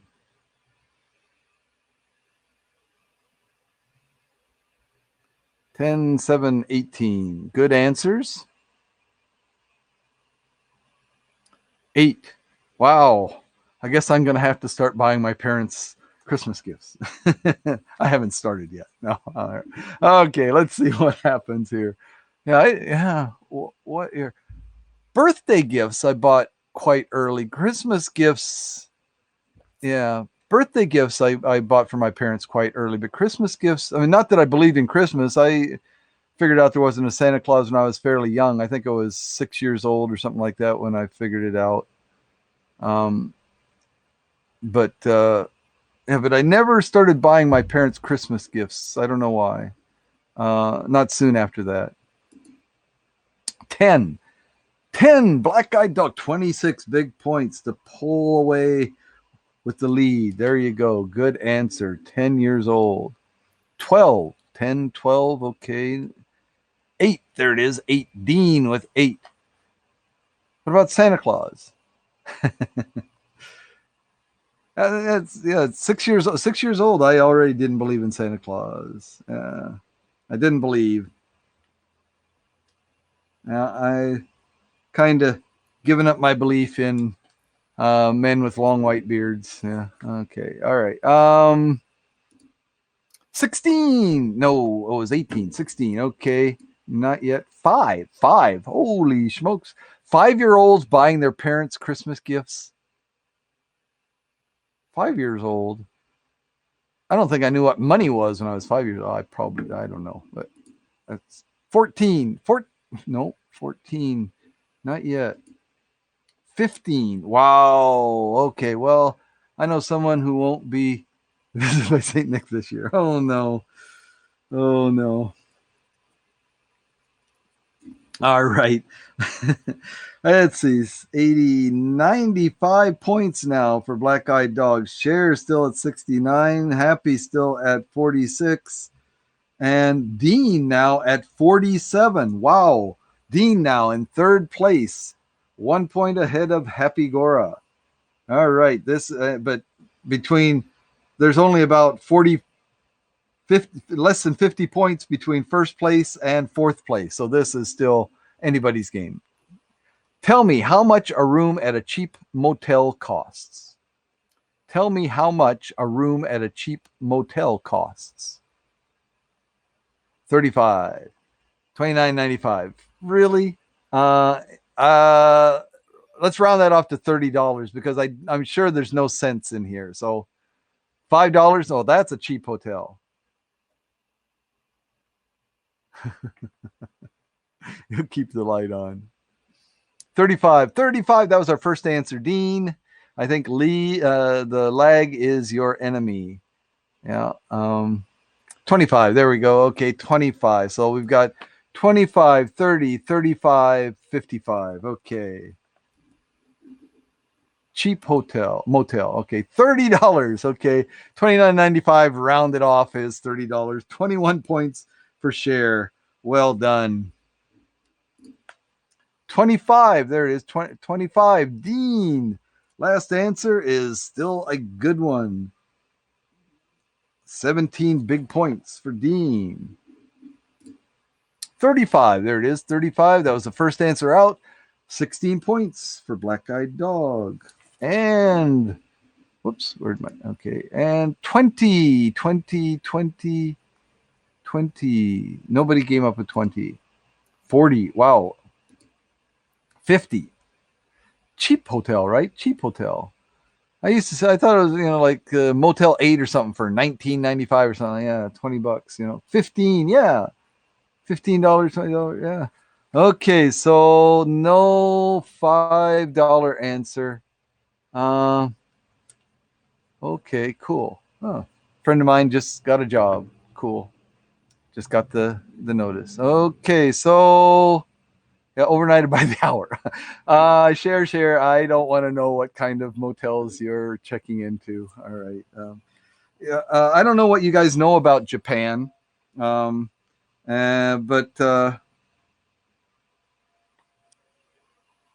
in Japan they have what are called love hotels. They're that's exactly what they are. People check in, and yeah, it's for. I think the basic rate is 2 hours, right? You go and you check in, and it's all sophisticated. They've got like touch panels. They have pictures of the rooms, and all the rooms are decorated, with more or less mirrors and so on. And you go in, you can push a button to choose the room, and it tells you where the room is, and you go up there on your own, right? And then inside the room they have these pneumatic tubes. You see them like so these pneumatic tubes. You telephone in there, you call up and say, I'd like to check out now. And they send you this a clear plastic capsule that you screw off the end of it, put your money inside, screw the cap back on, and put it back in the pneumatic tube, push the button, and it goes back to them. And if you got change coming, they'll give you change. Until you pay, the room door is locked. You can't get out, right? You can't leave the room until you paid. It's bizarre, or so I've been told. Okay. Miss Roadside Motels. Yeah. Yeah, that's Japan, because I mean homes are so small, so there's very little privacy, I mean, within the family, so I mean, of course, people dating, most young people don't have their own places. If they do, they're tiny little places, and not that that's a big deal, but if they're, even people in their 20s, mid 20s will, might be living at home and so on. No privacy there. Even married couples, they got children, and mom and dad want some private time. You're not going to get it at home because the kids are there. Walls are literally paper thin in traditional Japanese homes. So yeah. Anyway, so that's a whole industry here. Yeah. Yep, that's my bit about Japan. Okay, so anyway, let's see. That was after 7 questions, and Black Eye Dog maintains the lead, 111 points. Cher with 90 in second. Dean with 64 in third, and Happy at 46. Okay, question number 8. Let's go. Tell me how many times most men get their hair cut in a year. How many times most men get their hair cut in a year? 6, 5, 52. 52. You get your hair cut every week? Wow. Okay. What do you think, Dean? I'm thinking the top answer is going to be somewhere between 6 and 52. 12. That's my guess, right? Once a month? I don't know. We'll see. 12. See, okay. All right. I got that one. Dean, well done. 26 points. Excellent. Top answer. 24. 24. Wow. So twice a month. Okay. 10. Nobody said 10. Okay. 50. Oh, close share there. Close there, share. Yeah, 50. 20. 50. There it is. 52. 52. 9 points for 52. Once a week, get your hair cut. All right. 30.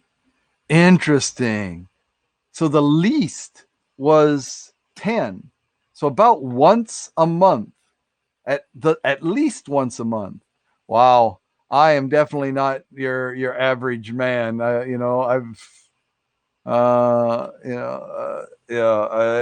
get my hair cut, yeah, 5-6 times a year. That's about it. Every couple of months. Interesting. But then I knew I wasn't your average guy. All right, here we go. Numbers are looking. Wow, this is a nail biter. This is really close. Okay, 111 for Black Eyed Dog is still first place. Share 99. Dean 90. Right, so 21 points between first and third place, and Happy's still in it because 46 points is not out of this by any measure.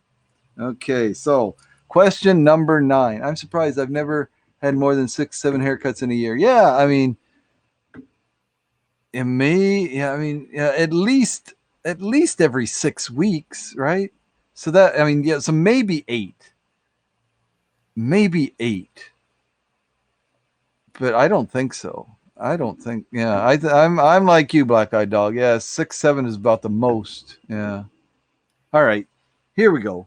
9. I mean, okay. All right. How much do you expect to spend if you're taking a date out for a nice dinner? Please round to the nearest $10. So to the nearest $10, a nice dinner. A nice dinner. All right. These are the guys that have 15 pairs of pants. Remember? I don't know. All right, $45, $100, $45, 100. Okay, 100 has been taken. Or are you saying $10,000? No, I see the period in there. All right, so $80. There you go. Okay. $50. Okay, 45, 50, 80, 100. We have our answers. The answers here are, whoops, 50. 50 was the number one answer. 50, Dean, again. Last to answer, top score. Well done. $100, that was our first answer. But number 2, 25 points. Well done again. 60. Oh, not 80, 60. Okay, let's see. 80, there it is. But only 6 points for $80. All right. And what are we looking for? We're looking for 45. 90. These are expensive. Okay, 30. Oh, they went down to 30. Okay, 45 could be in there.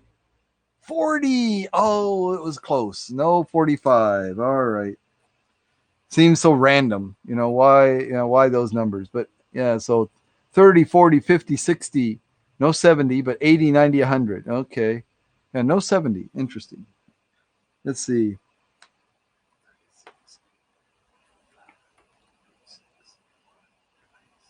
All right. It's getting exciting, folks. 136 points for Black Eyed Dog in first place. 127 points for Dean in second place. 105, Cher, third place. And Happy Gora, 46 points. Not out of it. Well, it's looking tough, though, for Happy. Looking tough, but you never know. Let's see what happens. The last question. This is it. The last question. Yeah, this is the last question. Anybody could win this. Absolutely anybody could win this. In minutes, how long is your commute to work? In minutes, how long is your commute to work? 30. 45. Sorry, Happy Gora, you need a new answer.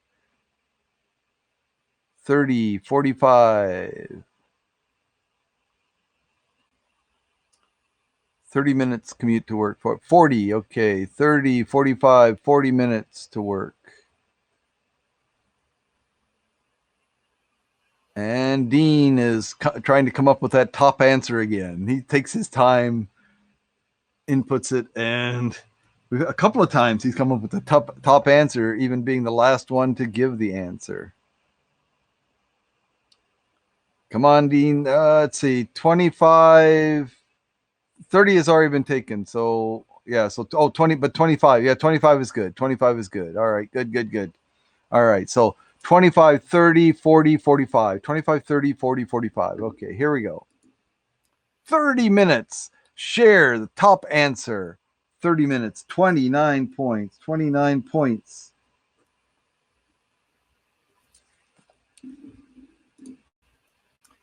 $15 minutes. So these people, oh, really? My commute is 5 minutes. Bam. Yeah, bam. Let's see. So 15 minutes. Oh, these people. Yeah, my commute is about 10. Yeah, I mean, if I rode a bicycle, it'd only be about 3. So let's see. 20. No 20s. 10. Yep. So that's me.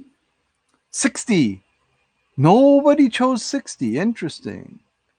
5. Oh, there's Black Eyed Dog's actual commuting time. 45. There it is. 45.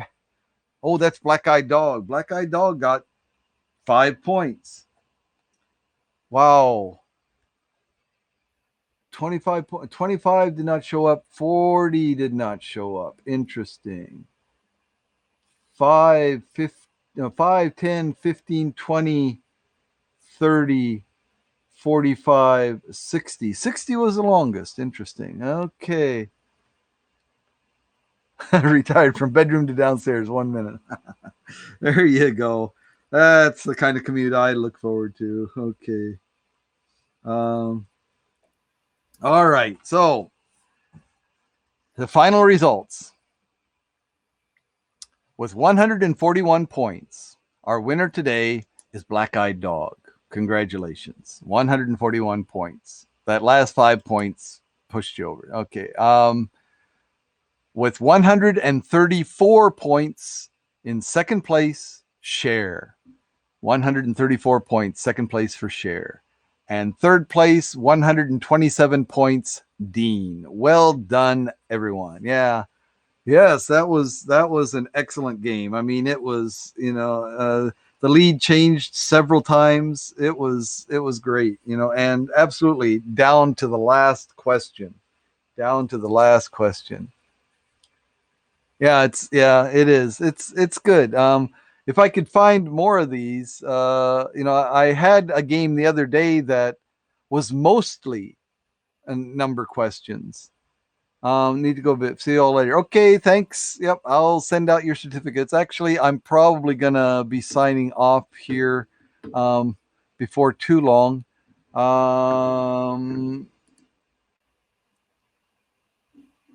Let's see. Oh, I need to hit the escape key. There we go. All right. Yeah.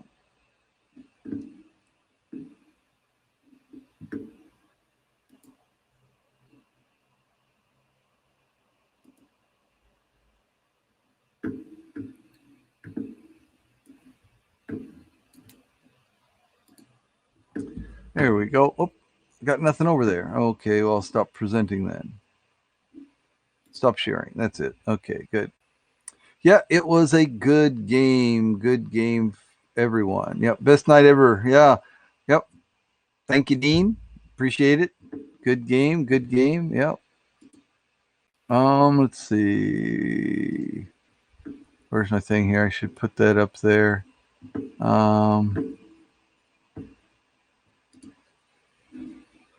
Where's my thing?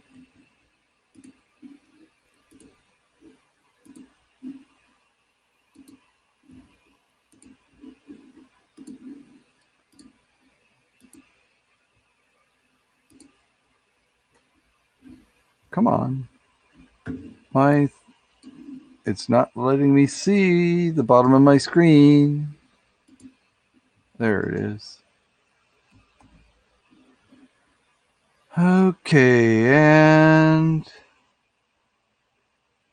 it's thinking about it. Maybe my signal isn't very good. Talked to my mother on FaceTime this morning already.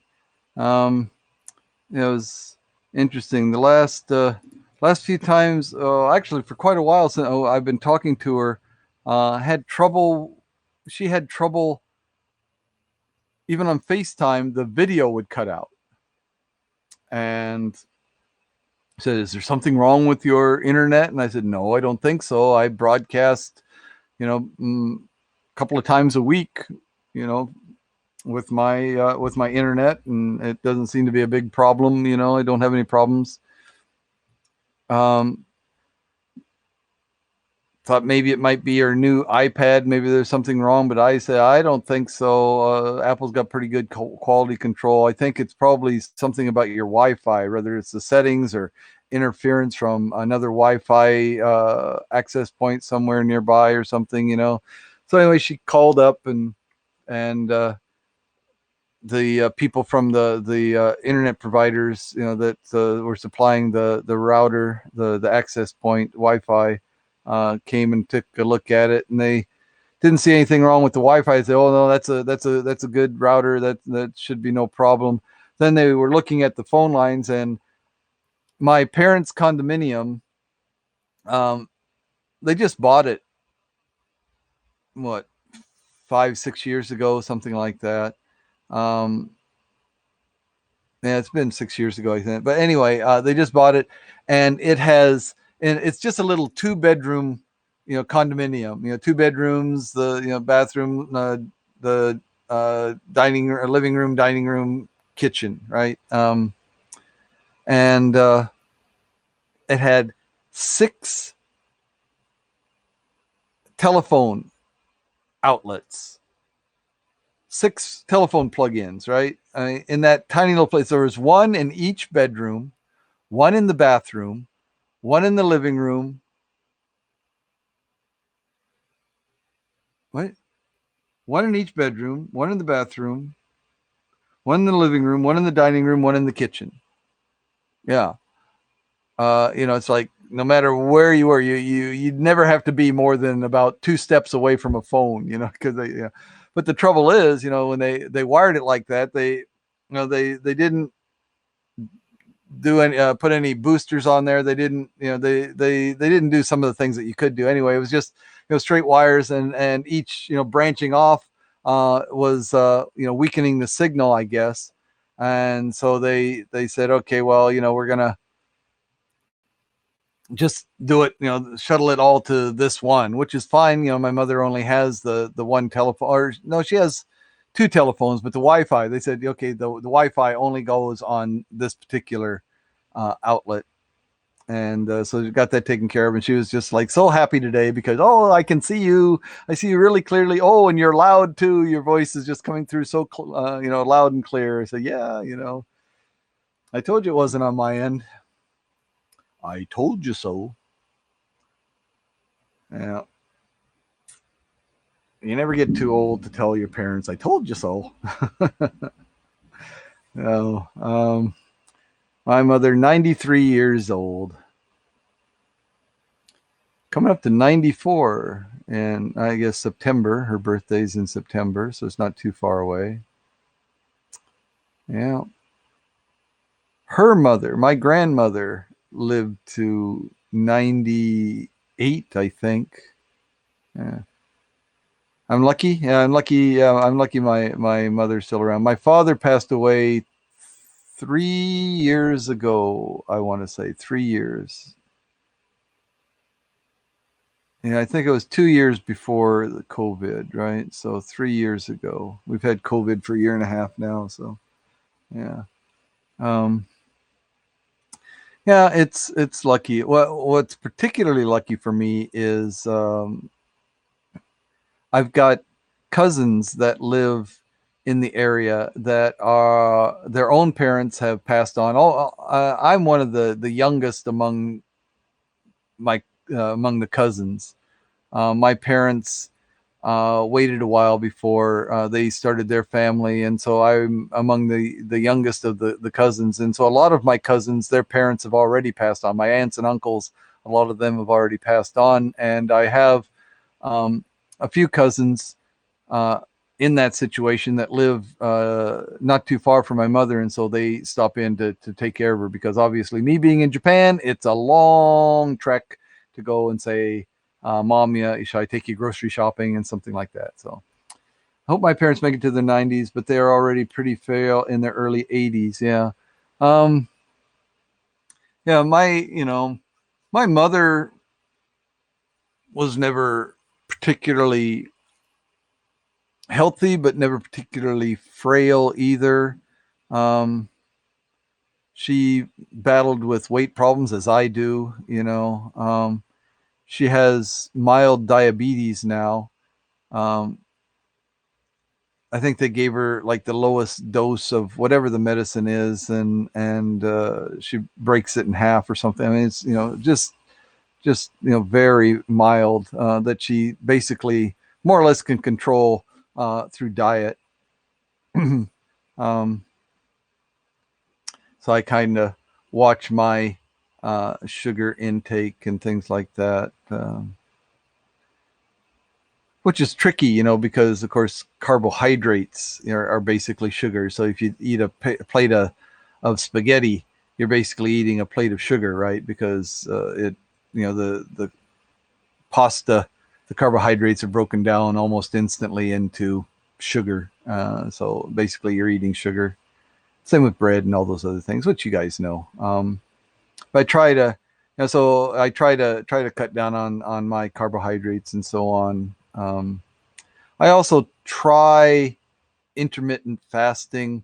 So, for example, um, in the morning, I get up and I usually don't have anything to eat. I have a cup of coffee with a splash of almond milk, usually in it, and a little bit of cinnamon. Um, so I don't get much carbohydrates there. And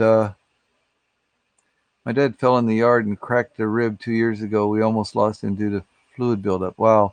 My father, my father rolled out of bed one day, of all things, and fell on the floor from the height of the bed, and that was enough to break his hip, and so he had to have a hip replacement after that. And yeah, he never fully recovered from that. I mean, because being bedridden for a period of time. Anymore, they try to get people up because they know, especially with elderly people, how quickly they deteriorate if they're bedridden. The muscle mass is lost so quickly if they're not getting any exercise and so on. But he had to use a walker for several months, and he never did get away from using a cane. But still, yeah, that happened.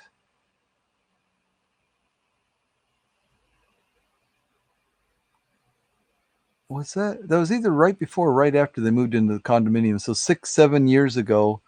Um, yeah, inactivity is really bad. 6-7 years ago was when he broke his hip, and so then after it took about a year for him to get to the point where he could walk with a cane, maybe longer.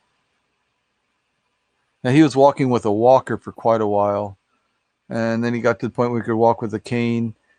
But then, at about so he passed on. Let's see, my mother's 93, going to be 94, so he would be 94, going to be 95. He passed on. Yeah, so he was 92 when he passed on. 91, almost 92. I can't remember now. Yeah. Yeah. But we were seeing some dementia toward the end there. It wasn't a long, drawn out thing. It was really near the end, when he kind of lost it.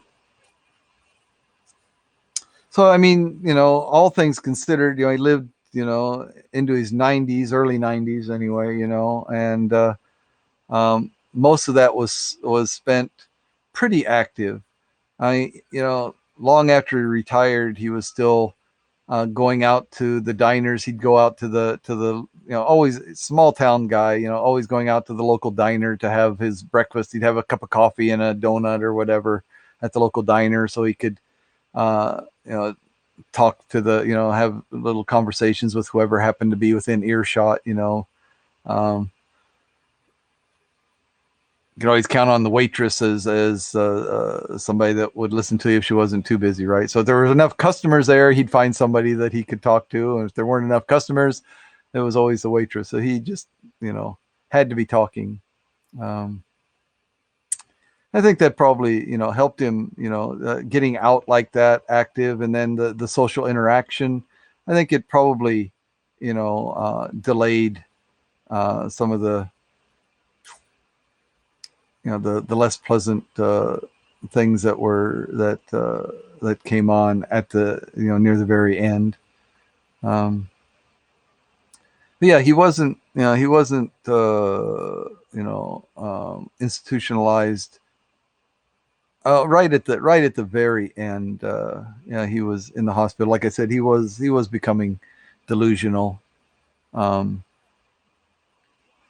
but that didn't last very long, fortunately. I would be satisfied with a similar type of outcome. I mean, I could do without the delusion at the end, but like I said, it wasn't a long, drawn out, extended period of time. So, um, my mother, like I said, 93, going to be 94. Um, she, when she was younger, in her, uh, in her 60s, 50s and 60s, and 70s and into 70s at least, 80s. Yeah, even into her 80s, she was using a computer.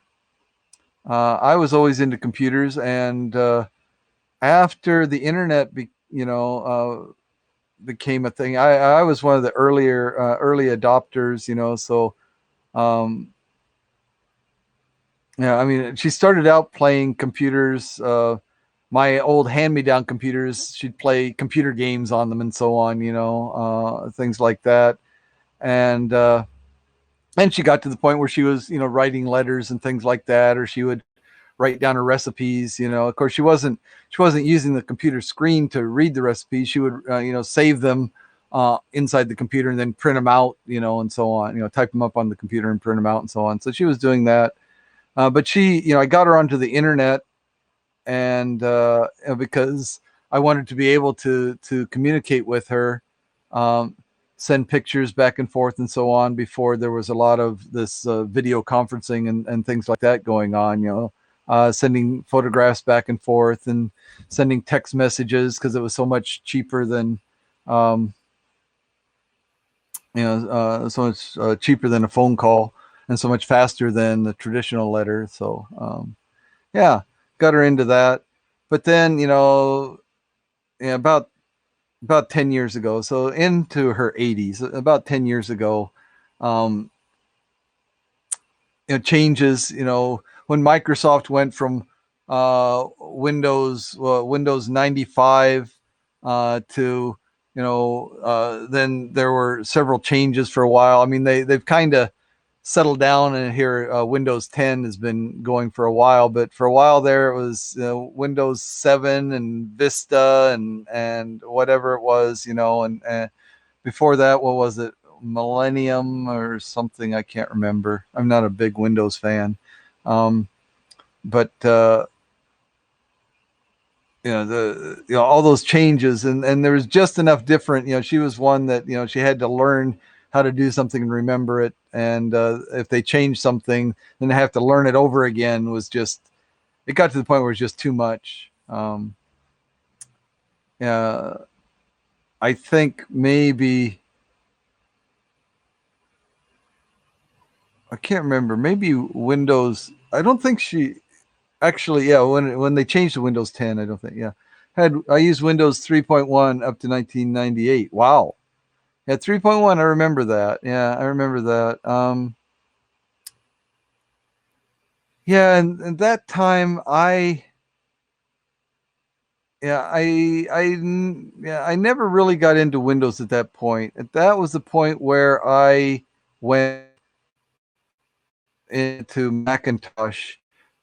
I started out, my first computer experience was the old DOS machines back in the 1980s, right? That was just text for me on that computer, right? Actually, my first computer experience was on a computer terminal in our high school. They had a computer terminal and a printer in the high school that was connected to some, remote mainframe somewhere. Um, and I used to go in there and play on that thing all the time. I remember playing a Star Trek game, where you'd type in, and do a scan, and it would print out these things. The asterisk were stars, and they'd have the whatever, like brackets and backslash and so on to for the shape of the Enterprise and so on, and Romulans would be something, and you'd fire phasers or torpedoes and so on. These uh, nothing was better than Commodore 64. Yeah, Commodore. Yeah.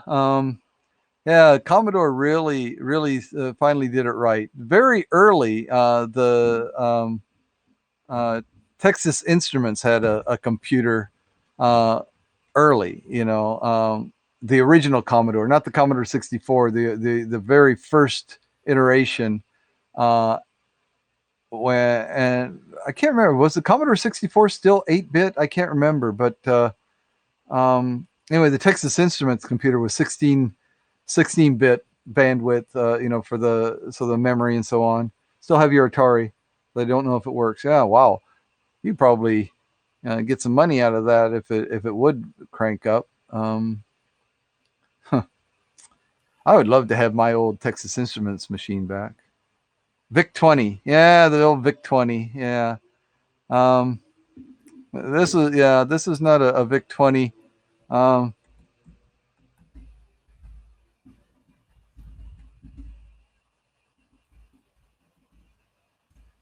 I can't remember what this one was called. It was just oh yeah, the TI 994A. Yeah, the TI 994A. I remember, that's right.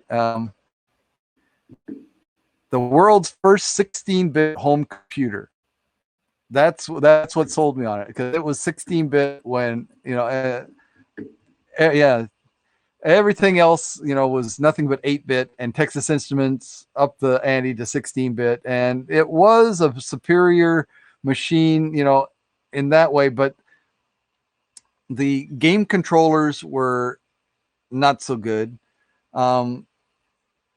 The peripheral, to expand it at all was ridiculously expensive, and so it was it was great for me because I enjoyed playing the games a little bit to kill some time, but I was also into programming, and it was good for programming and so on, except for, the peripherals not being able to store things easily.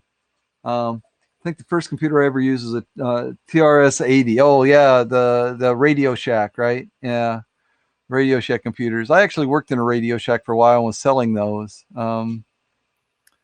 Yeah, they were, yeah, not bad, I guess. Of course, nothing was really good at that point. um, yeah, but I remember the TI 994A, that Texas Instruments computer. I was writing games and stuff. Apple II, yeah, Apple II. There you go, Apple II. Yeah, that was a good computer, and such a long life. I mean, that thing was around forever, wasn't it? Yeah. Um, and that, Oregon Trail, right? you know that thing. I mean, it's fun. Hello, dear. What's that? Oh, okay. Thank you. Um, Apple. I mean, Apple.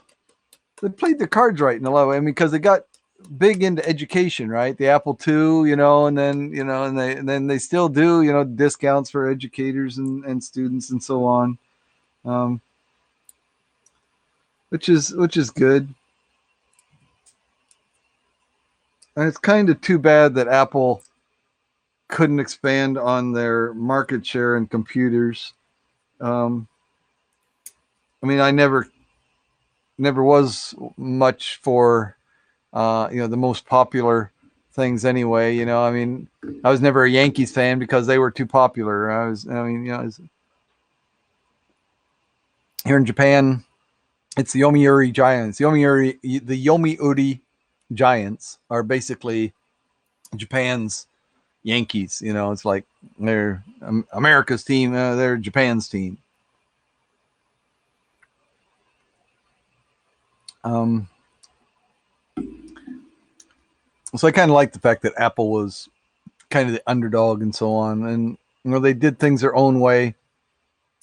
The thing I didn't like about Apple, is, and still have. I mean, I understand why they do it, but um, I always like to be one to poke around under the hood, right? To tweak things. Oh, I'm gonna switch out this carburetor. I'm gonna switch out this dual carburetor for a 6-pack or something. I mean, I was doing shit like that, and so with computers, I always wanted to. Oh, I'll upgrade I had more RAM myself, or I'll swap out the hard disk and so on. And Apple was never friendly to people about that. Now, unless you get into the high end, the Mac Pros or whatever, whatever configuration you buy, that's that's the configuration it's going to be until it doesn't boot up anymore, right? You just upgrade is just not a thing. I was really so happy when Apple, for what was it? It was only about a few years. I can't remember now, but the Power PC thing, when this was still when they were using the Motorola chips, and but they licensed the Mac OS and the Mac blueprint. They licensed it out to other companies that could then produce Mac compatibles, right? I think Mac actually, the ROM chips or whatever, they bought those from Apple, and then they licensed the operating system and so on. And what I liked about that, I bought a nice big, your standard PC type tower case, Power PC Mac compatible, and it was great. Again, I could replace I could increase the RAM, I could replace the hard disk, whatever I wanted, because it was an open architecture case. The motherboard and so on was all accessible, but that didn't last very long. Apple pulled the plug on that. Um, and I kind of understand it, because one of the appeals of Apple is that you just know how it works, right? Every application basically works the same way. I mean, the Windows has finally gotten to the point where it's more standardized, but it's still not up to the point that Apple is, right? The file menu, you can know what to find there. The edit menu, the view menu. I mean, they all have these standard menus. The level of standardization is so high, and you can do that if you control everything, right? So Apple had control of the hardware, they had control of the operating system. So when they were buying, until recently, they were buying the chips first from Motorola and then from Intel. Now they're making their own finally. But I mean, why did iPhones and iPads dominate I especially dominated the smartphone market? Because the Apple Silicon. Um, iPads not as dominating in the tablet market as iPhones are in the smartphone market. But again, because they control everything. They put their own CPUs inside. They control every aspect of it. Any software that can legally be installed on it, or without voiding the warranty by jailbreaking it, has all been checked by Apple. So they protect the customers. I mean, you pay extra for all that stuff. And like I said, I was always one that liked to poke around inside, and even with Macintosh, with the software, I used to get all these, resource editors, software things, programming tools and so on, and poke around inside Apple software. I used to poke around inside the Macintosh operating system, and another friend of mine was really into Apple computers also, Macintosh computers. We're both big Mac fans, right? And we were always like, oh, when's the next upgrade to the operating system going to come out? We were always curious as to what they were going to add or change and so on, right? And so I used to play around with these resource editors, and I got on my Macintosh, and I had a copy of the current operating system, and with my resource editor, I tweaked this, that, and the other thing, and I changed the version numbers, because with the resource editor you can change anything. I mean, you can go down to the hexadecimal level. I mean, you can actually view the binary code itself, but I mean, you can really only manipulate it at the hexadecimal level, because manipulating zeros and ones is just ridiculous. But yeah, I mean, every little bit, with this resource editor on this Mac. And so I figured out how to manipulate, how to edit the version codes. And so I got in there and used the version code to, I added a, 0.1 or whatever, increased it by 0.1 over whatever the current version was, and saved that, wrote that onto a floppy disk, and went to my friend with the floppy disk in hand, big smile on my face. I got the newest version of the Mac OS, right? I'm sure you don't have it. He said, hey, how'd you get that? Right? Oh, I've got my sources, and he said, well, give me a copy of that, and he took it and then he installed it, and he said, wow, yeah, it is the new one, but I don't, what's different about it? I don't know. I just got it, I just got it. I don't know what's different, but he was convinced that it was a new version, because when you look at the version number, it did, everything looked legit. But it was, of course, exactly the same as the old one. There were no changes. I just punked him. Yeah, that was fun. Yeah, that guy, I remember he was running these, Usenet, the news servers and so on. He was downloading all kinds of stuff from them. He thought he was gonna collect a bunch of stuff, images or whatever, and then open his own server and start and sell those, sell these images. He thought that would be a thing to do. He didn't realize how easy it would be to find all that stuff, and it's not as easy to do as he thought. Trying to sell it, you got to actually create something or find something that's really hard to find, and that's not what he had. He found stuff that maybe a portion of the population wasn't aware of or didn't know how to get, but there were just too many people that knew where to go and how to get it. All right. Well, my wife is home now, and it is, about 22 minutes before noon. I think I'm going to wind it down. I've been on for 2.5 hours. It's been real, and it's been fun. Thank you so much, especially you, Black Eyed Dog. You've been here from the very beginning till the very end, so thank you. Appreciate it. Look for me again. Yep. Thank you. You have a good evening. I'll be back again. Don't know if I'll be back tomorrow, but there's a good chance of it. I'm going to try to be. And I'll see you when I see you. Take care and goodbye.